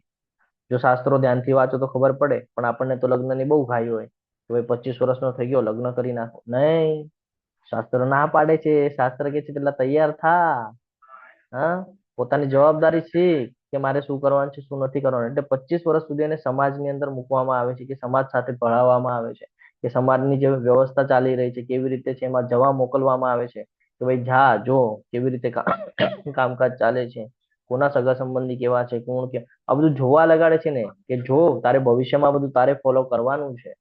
પણ આપણે શું કરીએ છીએ? એનું તો કોલેજ છે, એની તો એક્ઝામ છે, એ કઈ આવશે નહીં, હે ને? આવું બધું જોઈએ છે. તો આપણને શાસ્ત્રો વાંચે તો રિયાલિટી ખબર પડે કે બ્રહ્મચારી 25 વર્ષ સુધી છે.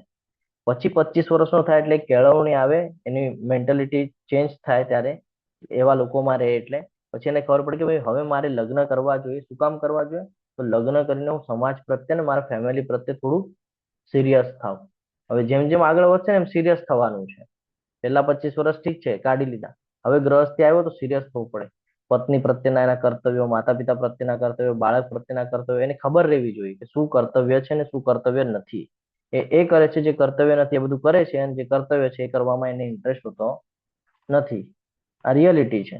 પણ આપણે આ બધું જ્ઞાન આપણા બાળકોને દેવું જોઈએ.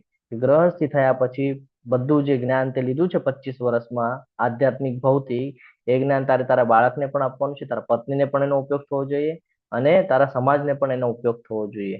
તો આ સમજવા જેવું છે. તો આ છે 50 વર્ષ સુધી.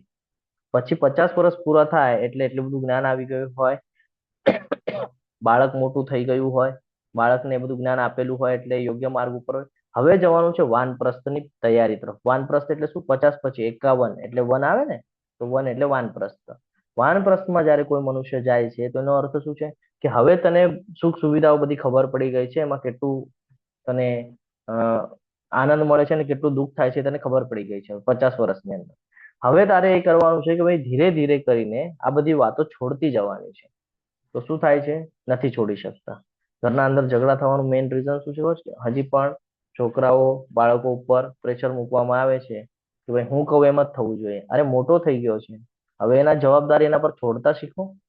થોડી જવાબદારી નાખતી જવાની એના ઉપર, થોડી થોડી થોડી થોડી કરીને કે ભાઈ હવે તું મોટો થયો છે, હવે જવાબદારી લેતા શીખ. હા, 50 વર્ષની ઉંમર થઈ ગઈ મારી, તો તું હવે મોટો થઈ ગયો છે, તો એને પછી જવાબદારીઓ નાખવાની છે. અમુક ડિસિઝન એને લેવા લગાડવાના છે, કારણ કે એને એ પોતે લેશે તો એને ખબર પડશે ને હું સ્ટ્રોંગ છું કે નહીં. આપણે ખાલી બેક એન્ડમાં ઊભું રહેવાનું છે. એને કઈ ગડબડ થતી હોય તો આપણે એને સપોર્ટ. આ વાનપ્રસ્થ છે. પણ વાનપ્રસ્થને આપણે એવી રીતે લેતા જ નથી. અને જ્યારે 75 વર્ષની ઉંમર થાય છે ત્યારે લગભગ સિચ્યુએશન એવી થઈ જાય છે કે શરીરના જે બોડી પાર્ટ છે બહુ ઓછા વર્ક કરતા હોય છે. તો ત્યારે પૂર્ણપણે સંન્યાસ લેવાનો છે. સંન્યાસ એટલે બધું છોડીને જવાનું નથી.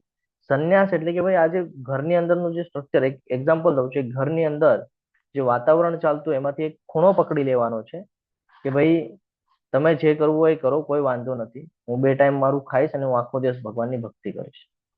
હવે મારે ડિટેચમેન્ટ ચાલુ કરવાનું છે આ ભૌતિક જગતના બાબતોમાં. આને કહેવાય છે સંન્યાસ.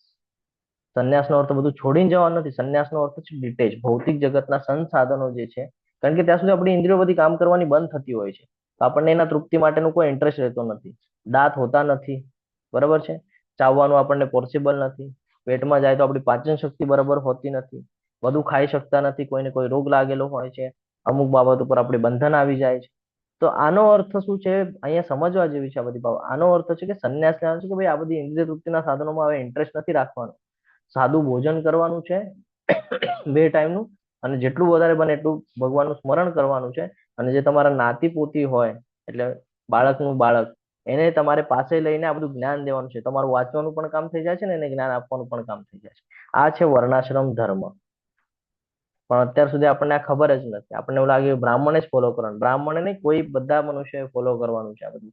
તો વર્ણાશ્રમ ધર્મના નીતિ નિયમોનું પાલન કરવાનું છે. શું કામ કરવાનું છે? ધીમે ધીમે ધીમે ધીમે તમે શુદ્ધ થાવ છો.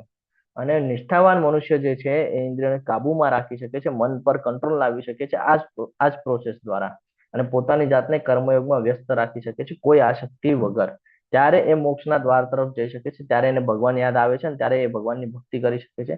એ વગર પોસિબલ થતું નથી. માતાજી, અર્જન્ટ ન હોય તો હું ક્લાસ કમ્પ્લીટ કરીને પછી ચર્ચા કરશું. કારણ મને ઘણું પૂછવું છે બધું પ્રભુજી? યસ માતાજી, તમારા હેન્ડ રેસ છે એટલે કીધું. હા ના, બસ એક નાનો જ ક્વેશ્ચન હતો કે પ્રભુજી વાનપ્રસ્થાશ્રમમાં તમે કહો છો ને કે થોડુંક ઘરની વિરક્તિ થવી જોઈએ, પછી પ્રભુજી એવું થાય છે કે પ્રજા થોડી મનસ્વી થઈ જાય છે અને તત્વ સમજતી નથી, અને વળી પાછા ઘરે આવીએ તો પછી કર્તવ્ય હોય. અને આજની પ્રજા તો બહુ મનસ્વી છે પ્રભુજી, એમ નથી સમજતી કે આપણી મમ્મીએ સારા પર્પસ થી ઘર છોડ્યું છે, કે એટલે આવું થાય છે, બહુ મનસ્વી થઈ જાય છે. લાસ્ટમાં સમજાવો હા, માતાજી. હા, તો આ સમજવું જરૂરી છે. આગળ ભગવાન કે છે 8મા શ્લોકની અંદર, નિયતમ કુરુ કર્મત્વમ કર્મ જ્યાસો યત કર્મણ શરીર યાત્રા પિચ તેન પ્રસિદ્ધેદ કર્મણ. તું તારું નિયત કર્તવ્ય કર્મ કર. જો ફરીથી ભગવાન અહીંયા કે છે, ભાગવાની ના પાડે છે ભગવાન, કે આપણે ભાગી જતા હોય ને કે ભાઈ આ હું નહીં કરવું હોય, તારે જ કરવાનું છે બધું, મારું બધું પૂરું થઈ ગયું. ઘણા બધા લોકો એવું પણ કરતા હોય કે ભાઈ મારું કર્તવ્ય પૂરું થઈ ગયું અહીંયા, હવે તારે જ કરવાનું છે આગળનું બધું. તો આ પણ નથી કરવાનું. અમુક બાબત છોડવાની છે, અમુક નથી છોડવાની. ભગવાન સમજાવે છે. તમે કહેશો કે વાનપ્રસ્થમાં આવી ગયા તો સંન્યાસમાં આવી ગયા તો બધું છોડી દઈએ, ત્યાં પણ કર્મ તો કરવું જ પડશે વાનપ્રસ્થમાં અને સંન્યાસમાં પણ. પણ ત્યાં શું કરવાનું છે? અટેચમેન્ટ છોડી દેવાની છે. ઓલું જે હોય ને બાળકનું બાળક, હા, તો પૌત્ર, શું કે પૌત્ર કે ને એને પૌત્ર, તો એને તમારે કેળવણી આપવાની છે પણ અટેચમેન્ટ નથી રાખવાની કે ભાઈ આ મોટો થશે ને મને યાદ કરશે ને મને સંભાળશે ને આમ આ બધું છોડી દેવાનું છે. ભગવાન સંભાળશે હવે તમને, પણ તમારું કર્તવ્ય કર્મ જે એને શીખવાડવાનું છે, જે શીખવાડીને જવાનું છે ને એ કરવાનું જ છે. તમે એને વગર શીખવાડે જશો તો આવતી પેઢીનો નાશ કરી નાખશે. એટલે આ ધ્યાનમાં રાખવાનું છે. અહીંયા જો કોઈ એજેડ હોય તો એની માટે બહુ મહત્વનું છે, ધ્યાન રાખવાનું છે એ લોકો માટે પહેલા. બાકીના બધાને તો બી હજી ચાન્સ છે, પણ જે 75 ક્રોસ કરી ગયા છે એ લોકો માટે હવે આ બહુ મહત્વનું છે. તો ભગવાન એ સમજાય છે કે તું તારું નિયત કર્તવ્ય કર્મ કર, કારણ કે કર્મ નહીં કરવા કરતા કર્મ કરવું વધારે સારું છે. જયારે આપણે કાંઈ નથી કરતા ને ત્યારે આપણે ખોટા કામો કરીએ છીએ. એ છે ને ઓલું એક વાક્ય છે કે ખાલી દિમાગ શૈતાન કા ઘર. ક્યારે કીધું છે? ત્યારે કીધું છે કે દિમાગ ખાલી રાખશો તો એ શૈતાન જેવું જ કામ કરશે. ભગવાન પણ એ જ સમજાવે છે કે તું તારું નિયત કર્તવ્ય કર્મ કર, કારણ કે કર્મ નહીં કરવા કરતા કર્મ કરવું વધારે સારું છે. કામ કર્યા વિના તો મનુષ્ય પોતાના દેહનો ઉદરનિર્વાહ પણ નથી કરી શકતો, છે ને. પોતાની ફરજ સમજાવવી જોઈએ. શું ફરજ છે એ સમજાવવું જોઈએ. નિયત કર્મ એટલે પોતાની ફરજ. તો પોતાની ફરજ હંમેશા બે રસ્તા પર હોય. કયા બે રસ્તા પર હોય? એક આધ્યાત્મિક અને એક ભૌતિક. ફોર એક્ઝામ્પલ, આધ્યાત્મિક એટલે શું કે જન્મ થયો ત્યાંથી જ્ઞાન લેવાનું ચાલુ કર્યું, ધીરે ધીરે ભક્તિમાં આગળ આવવું, આ આપણું આધ્યાત્મિક કર્મ થયું કે ડેલી બેઝ પર કરવું જોઈએ. જેમ આપણે 2 ટાઈમ ભોજન કરીએ છીએ, સવારે ઉઠીએ છીએ, સ્નાન કરીએ છીએ, ઓફિસ જઈએ છીએ, જે કાંઈ પણ કરે છે એવી રીતે આપણા રૂટીનના અંદર ભક્તિમય સેવા રોજ હોવી જોઈએ, રોજ. આની માટે ભગવાને આપણને 8-8 કલાકના 3 તબક્કા બનાવીને આપ્યા છે. કેટલા? 3. 8 તરીને 24 કલાકનો એક દિવસ હોય છે. તો 8-8 કલાકમાં ડિવાઈડ કરીને આપ્યા છે કે 8 કલાક ભૌતિક માટે રાખો, 8 કલાક આધ્યાત્મિક માટે રાખો ને 8 કલાક તમે રેસ્ટ કરો. આ ભગવાને આપણને કીધું છે. પણ આપણે શું કરીએ છીએ? આપણે કહે છે ખાવામાં 2 કલાક. હા, તો જવા દો ખાવામાં, પણ તમે ખાવ છો શું એ ડિપેન્ડ કરે છે. હે, ભૌતિક જગતનું ખાસો ઇન્દ્રિય તૃપ્તિ માટે તો એ ભૌતિકમાં જ ગણવાનું છે. એને આધ્યાત્મિક કરવું હોય તો કે ભાઈ પ્રસાદી તરીકે ખાવ, થઈ ગયું આધ્યાત્મિક. તો આ સમજવું જરૂરી છે. કારણ કે એના વગર તો આપણે જો આપણી ફરજ સમજાવવી જોઈએ કે મારે શું કરવાનું છે. જે એકાદું હોય અભ્યાસ કરતો હોય, પછી પોતાનું કામકાજ કરે, પરિવારની જવાબદારી, સમાજની સાથેની એની જવાબદારીઓ, બધું પૂર્ણ કરવાનું હોય. ભગવાન એ કહે છે કે કર્મ કેમ ઉત્તમ છે?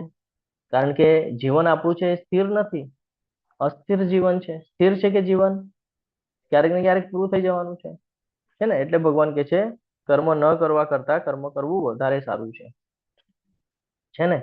એટલે ભગવાન અહીંયા આપણને સમજાય કે દરેક જીવે કર્મ કરવું જ પડશે. એવું એક પણ વ્યક્તિ નહીં હોય કે જે કર્મ નહીં કરે. તમે કહેશો હું સૂવું પણ એક કર્મ છે ને. આ હંમેશા ધ્યાનમાં રાખવાનું છે. ભગવાન એ આપણને ખૂબ સરસ રીતે સમજાવે છે કે કર્મ છોડવું યોગ્ય નથી. ફરજ પૂરી કરવી આ જીવનનો મૂળ ઉદ્દેશ છે. કે આપણે સમાજની અંદર કે જે કાંઈ પણ હોય, ગ્રહસ્થી હોય, વાનપ્રસ્થ હોય, સંન્યાસ હોય કે બ્રહ્મચર્ય હોય, આપણે આ બધું પાલન કરવું જોઈએ. જો નહીં કરશું તો શું થશે? ત્યાગ કરી દેશું તો કે ભાઈ પતન થશે, કારણ કે પ્રવૃત્તિઓનો ત્યાગ શુદ્ધિકરણ થયા પહેલા જ કરી દીધો છે. અને ધીમે ધીમે જો આપણે કર્મ કર્યા કરશું તો ધીમે ધીમે હૃદયની શુદ્ધિકરણ થશે, જેમાં આપણે હમણાં 4 બાબતો જોઈ. તો અર્જુન જે એ ક્ષત્રિય છે, પોતાની જાતને યુદ્ધમાં સંમિલિત કરવી જોઈએ, ના કે એને જંગલમાં જવું જોઈએ. એને એનું કર્મ જે છે એ કરવું જોઈએ, ક્ષત્રિય ધર્મ નિભાવવો જોઈએ. તો આ સમજવું ખૂબ જરૂરી છે. આગળ વધીએ. યજ્ઞાત કર્મણો યત્ર લોકોયમ કર્મ બંધન તદર્થ કર્મ કૌંતેય મુક્ત સંગ સમાચર. મને આ શ્લોક બહુ ગમે છે એકચ્યુઅલી. આ શ્લોકની અંદર ઘણું બધું ડીપ નોલેજ મૂકેલું છે કે વિષ્ણુ પ્રીત્યર્થે યજ્ઞ તરીકે કર્મ કરવું જોઈએ. કોના પ્રીત્યર્થે? વિષ્ણુ પ્રીત્યર્થે. અન્યથા આ ભૌતિક જગતમાં કર્મના બંધન ઉત્પન્ન થાય છે. તેથી હે કુંતી પુત્ર, તું તેમની એટલે કે વિષ્ણુની પ્રસન્નતા અર્થે નિયત કર્મ કર. એ રીતે તું સદા અનાસક્ત થઈને કર્મ બંધનમાંથી મુક્ત થઈશ. ભગવાન અહીંયા યજ્ઞનો સાચો અર્થ સમજાવે છે આપણને. યજ્ઞનો અર્થ શું છે? યજ્ઞ એટલે હવન કરવું, આહુતિઓ આપવી. શું લાગે છે તમને? યજ્ઞ એટલે શું? યજ્ઞ કરવું એટલે આપણી ડ્યુટી નિભાવવી, આપણી જે ફરજ છે, કર્તવ્ય છે એ નિભાવવું, સેવા કરવી. ધર્મ માટે કરેલું જે કાર્ય છે આને યજ્ઞ કહેવાય. સમાજ માટે કરેલું, પ્રકૃતિ સાથે કરેલું જે આપણે યોગદાન આપીએ છીએ આપણું, આ મહત્વનું છે. અને કર્મ બંધન શું છે? જ્યારે મનુષ્ય કોઈ પણ પ્રકારનું કર્મ કરે છે અને એમાં એવો વિચાર રાખે છે કે આ મારું છે, અથવા તો આ શક્તિ રાખે છે, એના બદલ ફળની ઈચ્છા રાખે, અપેક્ષા રાખે, તો એનાથી અહંકાર આવે છે. શું કામ અહંકાર આવે છે? કારણ કે આ મારું છે, મેં કર્યું છે. તો જ્યાં હું આવી જાય ને ત્યાં ગડબડ. એટલે એ આપણને બાંધે છે. તો જેટલા પણ કર્મ કરતા હોય ત્યારે જો એમાં હું આવતું હોય તો આપણને ફરી ફરી જન્મ મૃત્યુના ચક્રમાં ફસાવે છે. એટલે ભગવાન એ કહે છે કે સમસ્યા કર્મની નથી, સમસ્યા આ શક્તિની છે.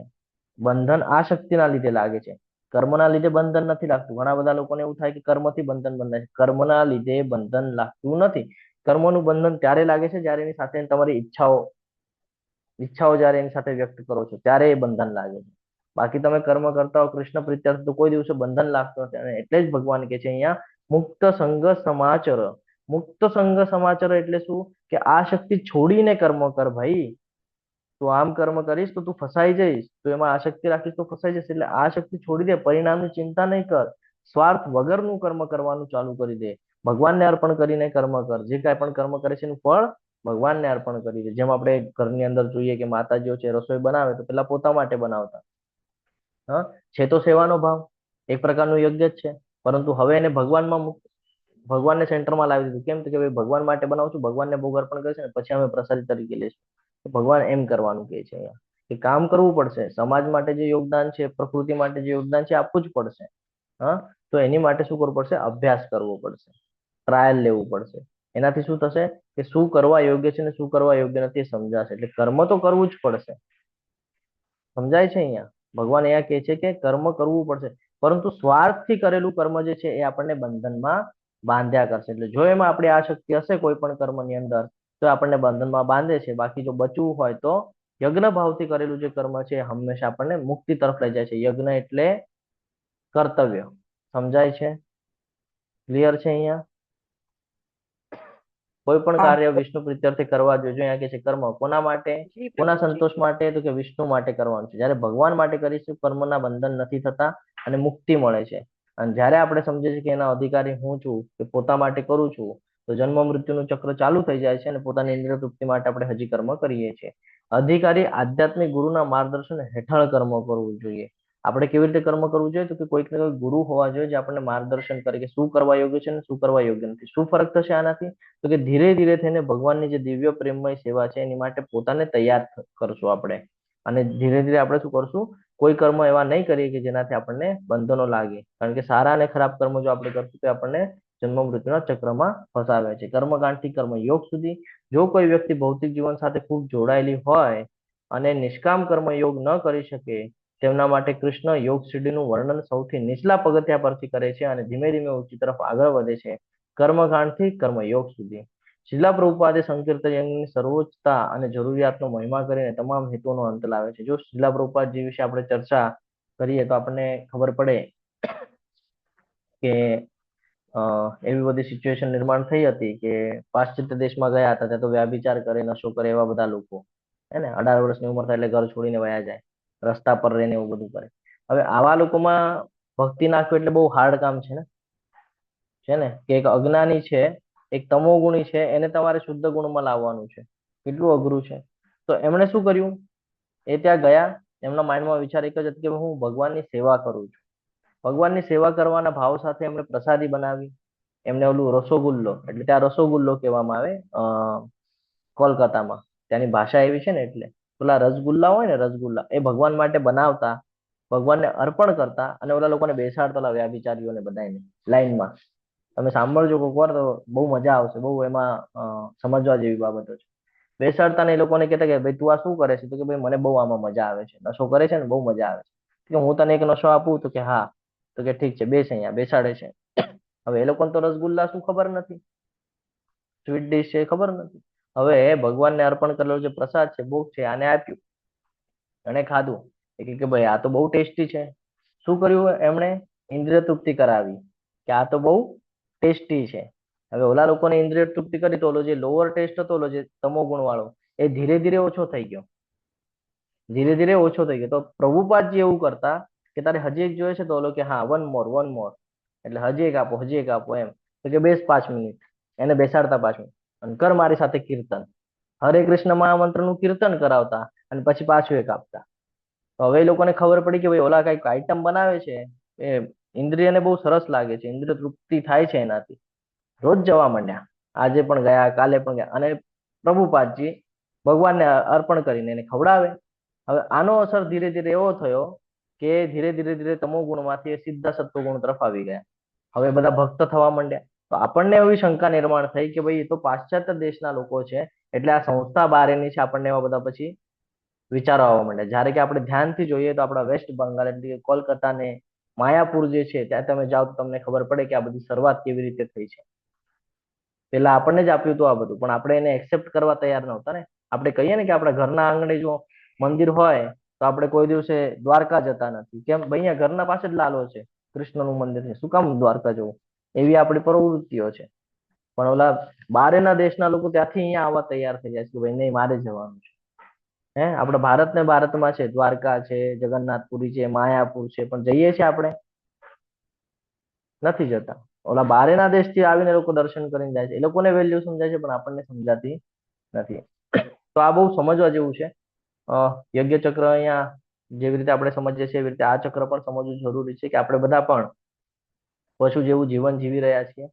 પછી ધીરે ધીરે આપણે એને કર્મ સાથે જોડીએ છીએ, તો કર્મકાંડની વિધિ ધીરે ધીરે આપણે કર્મમાં હાજી સુધારણું કરીએ તો સકામ કર્મ શું છે સમજાય છે, પછી નિષ્કામ કર્મ સમજાય છે. આપણે ફરી કોક વાર લેશું, કારણ કે આ લેવા જશું તો આપણો સમય વધારે જશે. પણ આ જ બાબતો હવે આપણે આગળ શ્લોક દ્વારા સમજવાનો પ્રયત્ન કરશું. સર્જનના અવાજ આવે છે મારો? હરે કૃષ્ણ. હા પ્રભુજી. ઓકે. સર્જનના પ્રારંભે સમસ્ત પ્રાણીઓના સ્વામી વિષ્ણુ માટેના યજ્ઞ સહિત મનુષ્ય તથા દેવોના વંશનું સર્જન કરેલું છે. સમજો અહીંયા શું સમજાવે છે. સર્જનના પ્રારંભે, જ્યારે આ ભૌતિક જગતનું નિર્માણ કર્યું, એના પ્રારંભે પ્રાણીઓના સ્વામીએ વિષ્ણુ માટેના યજ્ઞ સહિત મનુષ્યો તથા દેવોના વંશનું સર્જન કર્યું અને તેમને આશીર્વચન કયા, તમે આ યજ્ઞથી સુખી રહો, કારણ કે એ કરવાથી તમે સુખપૂર્વક રહેવા અને મુક્તિ પામવા માટે સર્વ ઈચ્છિત વસ્તુઓ પ્રાપ્ત કરી શકો છો. અહીંયા કે છે પ્રજાપતિની વાત કરે છે. પ્રજાપતિ એટલે કોણ ખબર છે? સૃષ્ટિના સર્જક કોણ છે ખબર છે? પ્રજાપતિ બ્રહ્માજીની વાત કરે છે અહીંયા. બ્રહ્માજી જે છે એમણે જીવન અને પ્રકૃતિનું જે ચક્ર જે ચાલુ કરીને આપ્યું છે, કોના આજ્ઞાથી?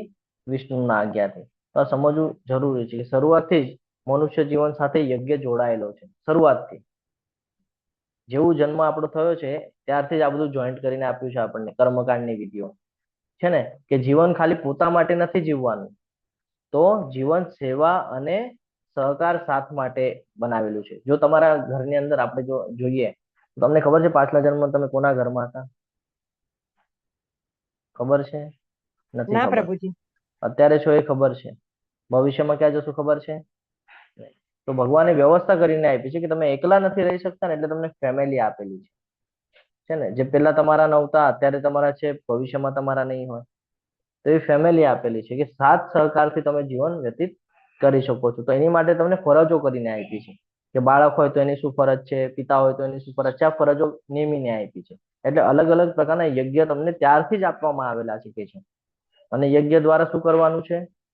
સેવા કરવાની છે, પોતાની ફરજો સમજવાની છે, સમાજ સાથેની ફરજ સમજવાની છે, પ્રકૃતિ સાથેની અમુક આપણી ફરજો છે, એ બધું સમજવાનું છે. આનાથી શું થશે? આપણું જીવન જે છે એ સુખમય બનશે, જીવન સમૃદ્ધ બનશે.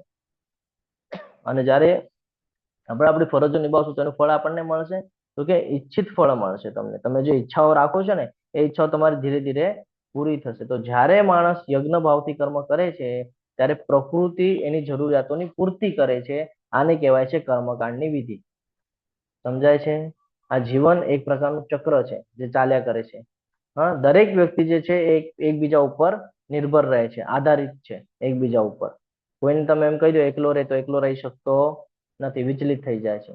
સ્વાર્થ નથી રાખવાનો અહીંયા. એનો અર્થ કે સ્વાર્થ નથી રાખવાનો, સહકાર આપવાનો છે.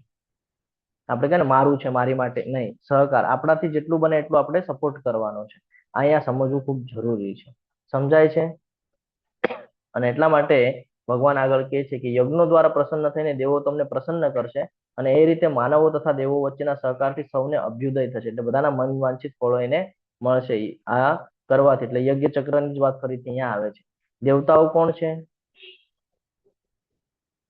અહીંયા દેવતાઓ દેવાન, જો દેવાન પહેલો શબ્દ છે. દેવતા એટલે શું છે?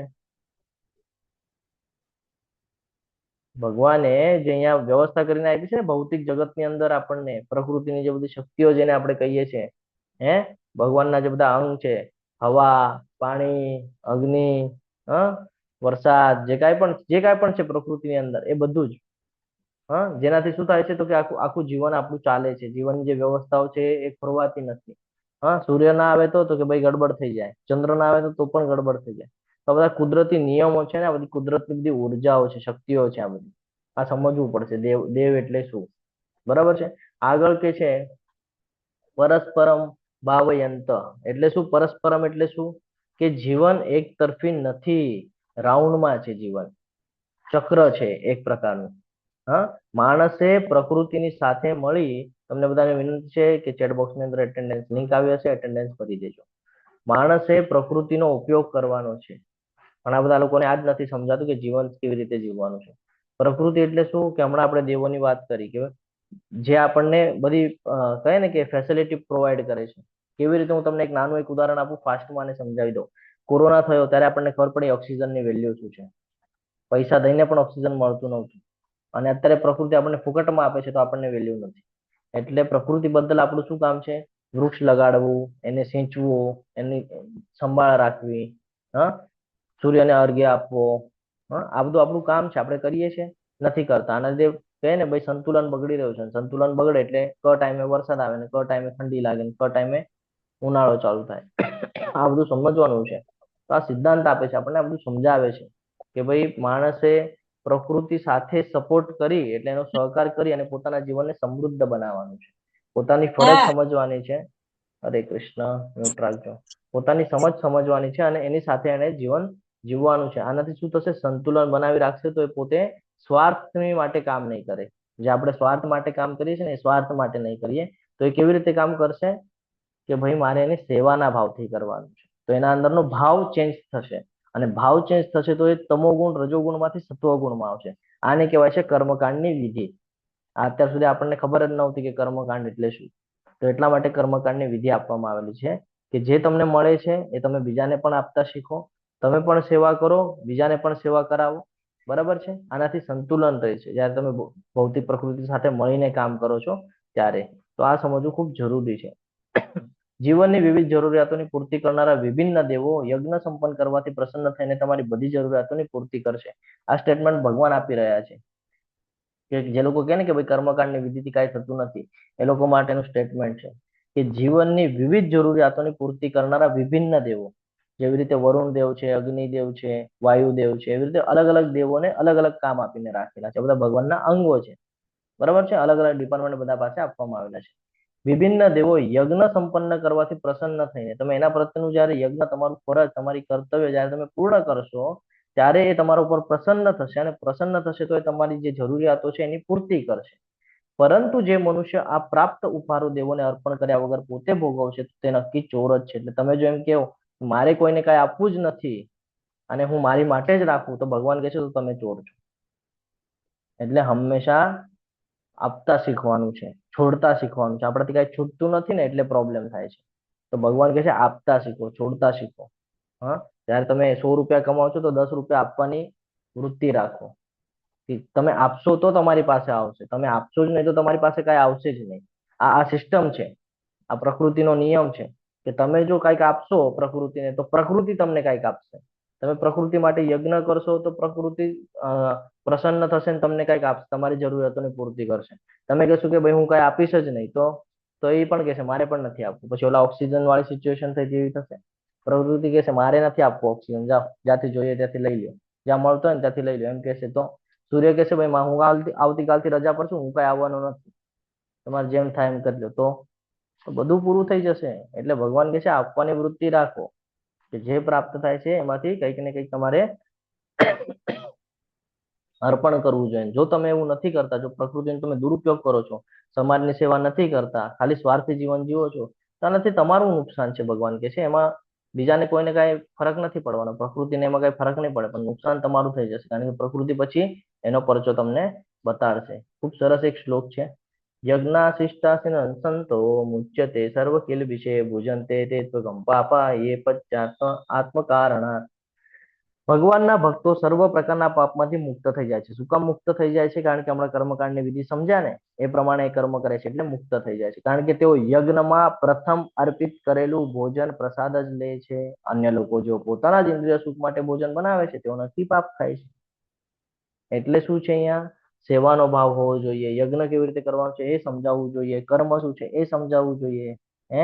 એ જ આપણને ખબર પડતી નથી.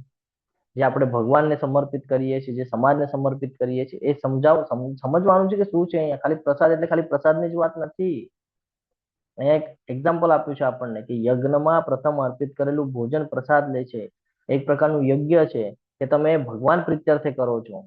સમજાય છે? અને પ્રસાદ ખાવાથી શુદ્ધ શું કામ થાય છે? કારણ કે એમાં જો ભાવ તમે જોશો તો બનાવે છે ત્યારે સેવાનો ભાવ હોય છે કે હું ભગવાનની માટે બનાવું છું. સ્વાર્થ હોય છે કે મારી માટે બનાવું છું? નથી હોતો ને. સેવાનો ભાવ હોય છે. મનની અંદર જે કૃતજ્ઞતા આવે છે ને એનાથી મન શુદ્ધ બને છે. ધ્યાનમાં રાખજો. તમને એવું થતું હોય કે ભાઈ આ તો કે ને કે ભાઈ દેખાવા વગરનો ડોઝ છે, તરત અસર કરે છે, એની પાછળની કૃતિ કઈ થઈ રહી છે ને એ જાણવાનો પ્રયાસ કરશો તો ખબર પડશે. કારણ કે માઇન્ડ જ એવો વિચાર કરે છે ને કે હું ભગવાન માટે બનાવું છું, તો એમાં સ્વાર્થનો ભાવ જ નથી રહેતો. તો સ્વાર્થનો ભાવ ન હોય એનો અર્થ શું કે આપણી અંદરનું જે મન છે શુદ્ધ થઈ રહ્યું છે. સ્વાર્થી પ્રતિક્રિયાઓ આપણે આવતી નથી, પાપી પ્રતિક્રિયાઓ અંદર આવતી નથી.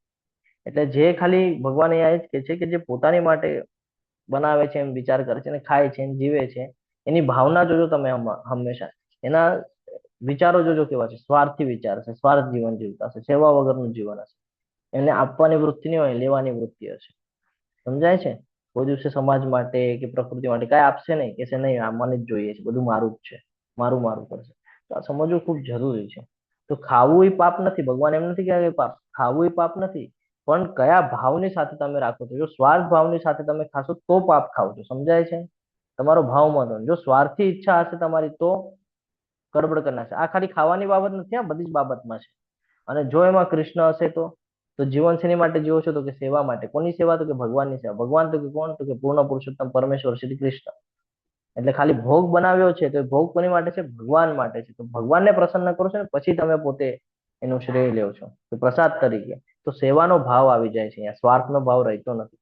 અહીંયા ભાવની વાત કરી રહ્યા છે કે આપણે આપણું સમજવું પડશે સ્ટ્રક્ચર, કે આપણે કેવી રીતે જીવન જીવવાનું છે. જો અહીંયા પણ યજ્ઞ ચક્રની જ વાત આવે છે. યજ્ઞની કામગીરી દ્વારા તમામ પ્રવૃત્તિઓ શુદ્ધ થઈ જાય છે. જેમ કે વેદોની અંદર કહેવામાં આવેલું છે કે યજ્ઞો કરવાથી ભક્ષણ યોગ્ય પદાર્થો પવિત્ર થઈ જાય છે, અને પવિત્ર ખાદ્ય પદાર્થો ખાવાથી વ્યક્તિનું અસ્તિત્વ શુદ્ધ થઈ જાય છે.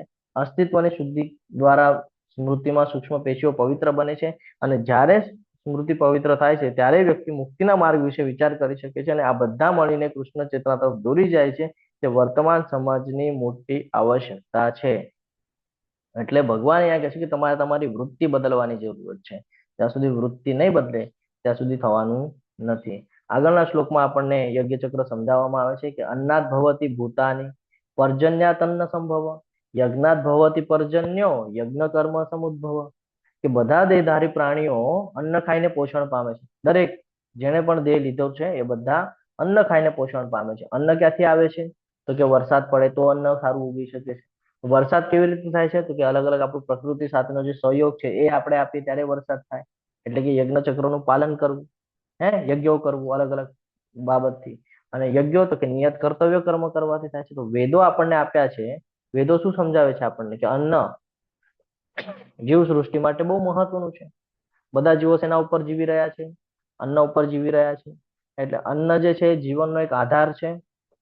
અન્ન નહીં હોય તો કે જીવન નહીં જીવી શકે. એટલે કે છે અન્નાદ ભવતી ભૂતાની.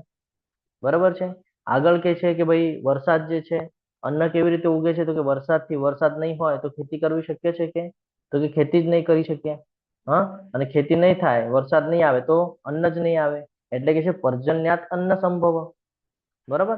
પછી તો કે યજ્ઞની વાત કરે છે. યજ્ઞાત ભવતી કે છે ને, તો કે છે યજ્ઞાત ભવતી પર્જન્ય. એટલે કે જ્યારે આપણો સમાજ છે એ ધર્મ અને ફરજ પ્રમાણે જો જીવન જીવવાનું ચાલુ કરે ત્યારે જે પ્રકૃતિ છે એ સંતુલિત રહે છે અને ત્યારે યોગ્ય સમયે યોગ્ય રીતે વરસાદ આપણને પ્રાપ્ત થશે. એટલે આ સમજવું બહુ જરૂરી છે. તો યજ્ઞાત ભવતી પર્જન્યો. આગળ કે છે યજ્ઞ કર્મ સમુદ્ભવ. એટલે કે જે કર્મ છે એ સમજવું પડશે કે આપણે કેવી રીતે કર્મ કરવાનું છે. તો યજ્ઞ કેવી રીતે થાય છે? યજ્ઞ પણ કર્મથી જ ઉત્પન્ન થાય છે. તમે કર્મ કેવું કરો છો એના ઉપર ડિપેન્ડ કરે છે. જો તમે આપવાની વૃત્તિ રાખો છો તો તમારો ભાવ બદલાય છે, સેવાનો ભાવ છે તમારો. એટલે આ જાણવું જરૂરી છે. તો આખું ચક્ર જે છે, ઓકે અહીંયા નથી આપ્યું. ચક્ર જે છે એ એવી રીતે ચાલે છે કે ભાઈ સૌથી પહેલા કર્મથી યજ્ઞ થાય, યજ્ઞથી વરસાદ આવે, વરસાદથી અન્ન ઉગે, અન્નથી જીવ સૃષ્ટિ ચાલે. અને આ જે ચક્ર છે આ ફરી ફરી ફરી ફરી ચાલ્યા જ કરશે. એટલે હંમેશા ધ્યાનમાં રાખવાનું છે કે જીવન એક ચક્ર છે. બરાબર ને? દરેક કોઈક ને કોઈક બાબત ઉપર આપણું જીવન આધારિત છે. જો આપણે એમ કહીએ કે નહીં મને કાંઈ નહીં આપો તો પણ જીવન જીવી શકીશ નહીં. આપણને વ્યક્તિની જરૂર છે, આપણને અન્નની જરૂર છે, આપણને સંસાધનોની જરૂર છે, બધું લાગે છે આપણને. તો અહીંયા હંમેશા એક ધ્યાનમાં રાખવાનું છે કે સંતુલન કરીને ચાલવાનું છે. સ્વાર્થની ભાવના નથી રાખવાની. જો માણસ યજ્ઞ ભાવથી કર્મ કરે તો આખી સમગ્ર જે પ્રકૃતિ છે એ સંતુલિત રહે છે. એટલે હંમેશા ધ્યાનમાં રાખવાનું છે. યજ્ઞ ચક્ર તોડી નાખશો તો, મન પ્રમાણે કર્મ કરવાનું ચાલુ કરશો તો શું થશે? તો કે વરસાદ અનિયમિત થઈ જશે, ક્યારે પણ આવશે. વરસાદ ક્યારે પણ આવશે તો શું થશે? ખેતી નહીં થઈ શકે, અન્ન નહીં ઉગે. અન્ન નહીં ઉગે તો કે ભાઈ વાંધા થઈ જશે. અને પ્રસાદીના વાંધા થઈ ગયા તો કે પછી ગડબડ બધી ભવિષ્યમાં થવાનું છે. જો તમે કલયુગ વિશે સાંભળ્યું હોય તો ભવિષ્યમાં જ બધું થવાનું છે ધીરે ધીરે. અત્યારે પણ તમે જુઓ તો ઘણી બધી જગ્યાએ એવી સિચ્યુએશન છે કે અત્યારે કયો મહિનો ચાલી રહ્યો છે? આ મહિનામાં એક્ઝેક્ટલી વરસાદ હોય. ચલો અધિક મહિનો પકડે તો અધિક મહિનો પૂરો થઈને પણ ઉપર ઘણા દિવસ થઈ ગયા છે. તો વરસાદ આવવો જોઈએ. ક્યાં આવે છે? ખાલી માહોલ ક્રિએટ થઈ રહ્યો છે પણ વરસાદ આવે છે? અમારે અહીંયા એક જ વાર વરસાદ આવીને ગયો, હજી સુધી વરસાદ આવ્યો નથી. પાલન નથી થઈ રહ્યું. પ્રકૃતિની સાથે છેડછાડ કરવામાં આવે છે, પાલન નથી થઈ રહ્યું. એટલે આ બધું થાય છે. તો આગળ વધીએ. કર્મ બ્રહ્મોદ્ભવમ વિદ્ધિ બ્રહ્માક્ષર સમુદ્ભવમ તસ્માત સર્વગતમ બ્રહ્મ નિત્ય યજ્ઞે પ્રતિષ્ઠિતમ. નિયંત્રિત કર્મનો નિર્દેશ વેદોમાં થયો છે. કેવી રીતે કર્મ કરવાનું છે ને એ બધું આપણને વેદોની અંદર મૂકવામાં આવેલું છે. કેમ કર્મ કરવાનું છે, કેવી રીતે શું ક્યાં કરવાનું છે, બધું કીધેલું છે આપણને. અને વેદો પૂર્ણ પુરુષોત્તમ પરમેશ્વરમાંથી પ્રગટ થાય છે. વેદો આપણને કોને આપ્યા? તો કે ભગવાને આપ્યા. પરિણામે સર્વવ્યાપી બ્રહ્મ યજ્ઞોમાં સદૈવ અવસ્થિત છે. એટલે તમે જયારે યજ્ઞ પણ કરો છો, કર્મકાંડની વિધિ પણ કરો છો તો એનાથી ભગવાનને જ તમે ભજો છો એમ અહીંયા સમજાવે છે. તમે રિયાલિટીમાં જો તમારે જોવું હોય તો કોઈને પણ ઘરે હવન પૂજા વિધિ કાંઈ પણ થતી હોય તો એની શરૂઆત સાંભળજો. ઓમ વિષ્ણુર વિષ્ણુર વિષ્ણુરથી થાય છે. એની એન્ડ સાંભળજો કૃષ્ણ અર્પણમસ્તુ. વિષ્ણુ અને કૃષ્ણ અલગ નથી, એ આપણે શાસ્ત્રોમાં જાણીએ છીએ. તો આ હંમેશા ધ્યાનમાં રાખવાનું છે. તો આને ડિટેલ્સમાં સમજવું હોય તો અહીંયા આપણે સમજો બ્રહ્મ એટલે કોણ? ભગવાન, જે સર્વવ્યાપી છે. બરાબર. સૃષ્ટિનું જે મૂળ તત્વ છે એ તો જીવનમાં કાંઈ પણ કર્મ આપણે જ્યારે કરીએ છીએ તો એક દિવ્ય કંઈક છે શક્તિ જેના લીધે થઈ રહ્યું છે ને? તો આપણે એને હંમેશા યાદમાં રાખવાનું છે. અહીંયા બ્રહ્મ અક્ષર સમુદ્ભવ કહેવામાં આવેલું છે. તો અક્ષર એટલે શું? તો અક્ષર એટલે જેનો ક્ષર નથી એ, બરાબર, જે શાશ્વત છે. તો શાશ્વત શું છે? કોણ છે શાશ્વત? આત્મા અને પરમાત્મા છે ને, બંને છે.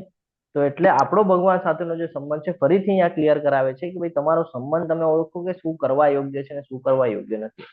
તો સર્વવ્યાપી જે બ્રહ્મ છે એ યજ્ઞમાં સ્થિત છે. અલગ અલગ માધ્યમથી જ્યારે આપણે યજ્ઞ કરીએ, યજ્ઞ એટલે શું? આપણી ફરજ, આપણી જે સેવા કરીએ ભગવાનની એ. હા, તો એ જીવનનું કેન્દ્ર હોવું જોઈએ. પણ આપણા જીવનનું કેન્દ્ર શું હોય છે? ગાડી લઈ લઉં, બંગલો લઈ લઉં, પૈસા કમાઈ લઉં, પ્રસિદ્ધિ મેળવી લઉં, આ આપણું તો કહીએ ને કે ભાઈ મેન ગોલ હોય છે. તો આ ગોલ નથી રાખવાનું. મનુષ્ય જીવનનો હેતુ સમજાવે છે અહીંયા આપણને કે તમારે જીવનનો જે મૂળ સ્ત્રોત છે એ ભગવાનને સમજવાનું છે. ભગવાન દ્વારા આપણે આવ્યા છે ને, ભગવાનના શરણમાં રહેવાનું છે. આ અહીંયા સમજાય છે. અને જીવનનો માર્ગ જો જાણવો હોય તો કે કર્મ કરવાનું છે. અને જીવનનું નિયમ તો કે ભાઈ યજ્ઞ કરવાનું છે. ત્યારે આખી સૃષ્ટિ જે છે એ વ્યવસ્થિત રીતે ચાલી શકશે. પણ આપણે આ બધું કરતા નથી. જેમ એક્ઝામ્પલ કે સૂર્ય ઉગે એટલે આખો દિવસ ચાલે, લોકો આખા સવારથી સાંજ સુધી કામ કરે. હા, એવી રીતે વરસાદ પડે તો એનાથી શું થાય? સારું ખેતી આવે, સારી ખેતી આવે તો ખાઈ શકીએ, જીવન ચાલે. તો બધી વસ્તુ એક નિયમ સાથે બંધાયેલી છે. જો તમે ધ્યાનથી જોવાનો પ્રયત્ન કરશો તો તમે એમ વિચાર કરો કે ભાઈ મારે નાનું જ રહેવું છે, રહી શકો છો? નહીં. નિયમ છે. મોટું થવું પડશે, એજ વધશે, શરીર છોડવું પડશે, નિયમ છે. તો નિયમ વગર ચાલી શકતા નથી. અને આ જે નિયમ છે આને જ ફોલો કરવું એટલે તમે દિવ્ય અવસ્થામાં જઈ શકો છો. દિવ્ય અવસ્થા ક્યારે? આ નિયમને ફોલો કરો. નિયમ શું કે છે? ભગવાનના પ્રસન્નતા માટે કર્મ કરો. જ્યારે ભગવાનના પ્રસન્નતા માટે કર્મ કરીએ છીએ તો એ દિવ્ય અવસ્થા સુધી આપણને લઈ જાય છે. એટલે કર્મ ખાલી એક ક્રિયા નથી. ફરીથી સમજો, કર્મ ખાલી એક ક્રિયા નથી, પણ ભગવાન સાથે જોડાયેલી બાબત છે.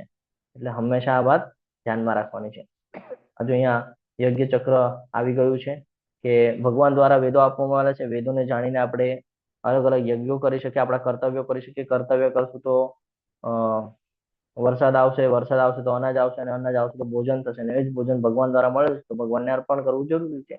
હે પ્રિય અર્જુન, જે મનુષ્ય માનવ સમાજમાં આ પ્રમાણે વેદો દ્વારા સ્થાપિત યજ્ઞચક્રનું પાલન નથી કરતો તે નિશ્ચિતપણે પાપમય જીવન વ્યતીત કરે છે. આવો મનુષ્ય માત્ર ઇન્દ્રિય તૃપ્તિ માટે જ જીવિત રહીને નિરર્થક જીવન વ્યતીત કરે છે.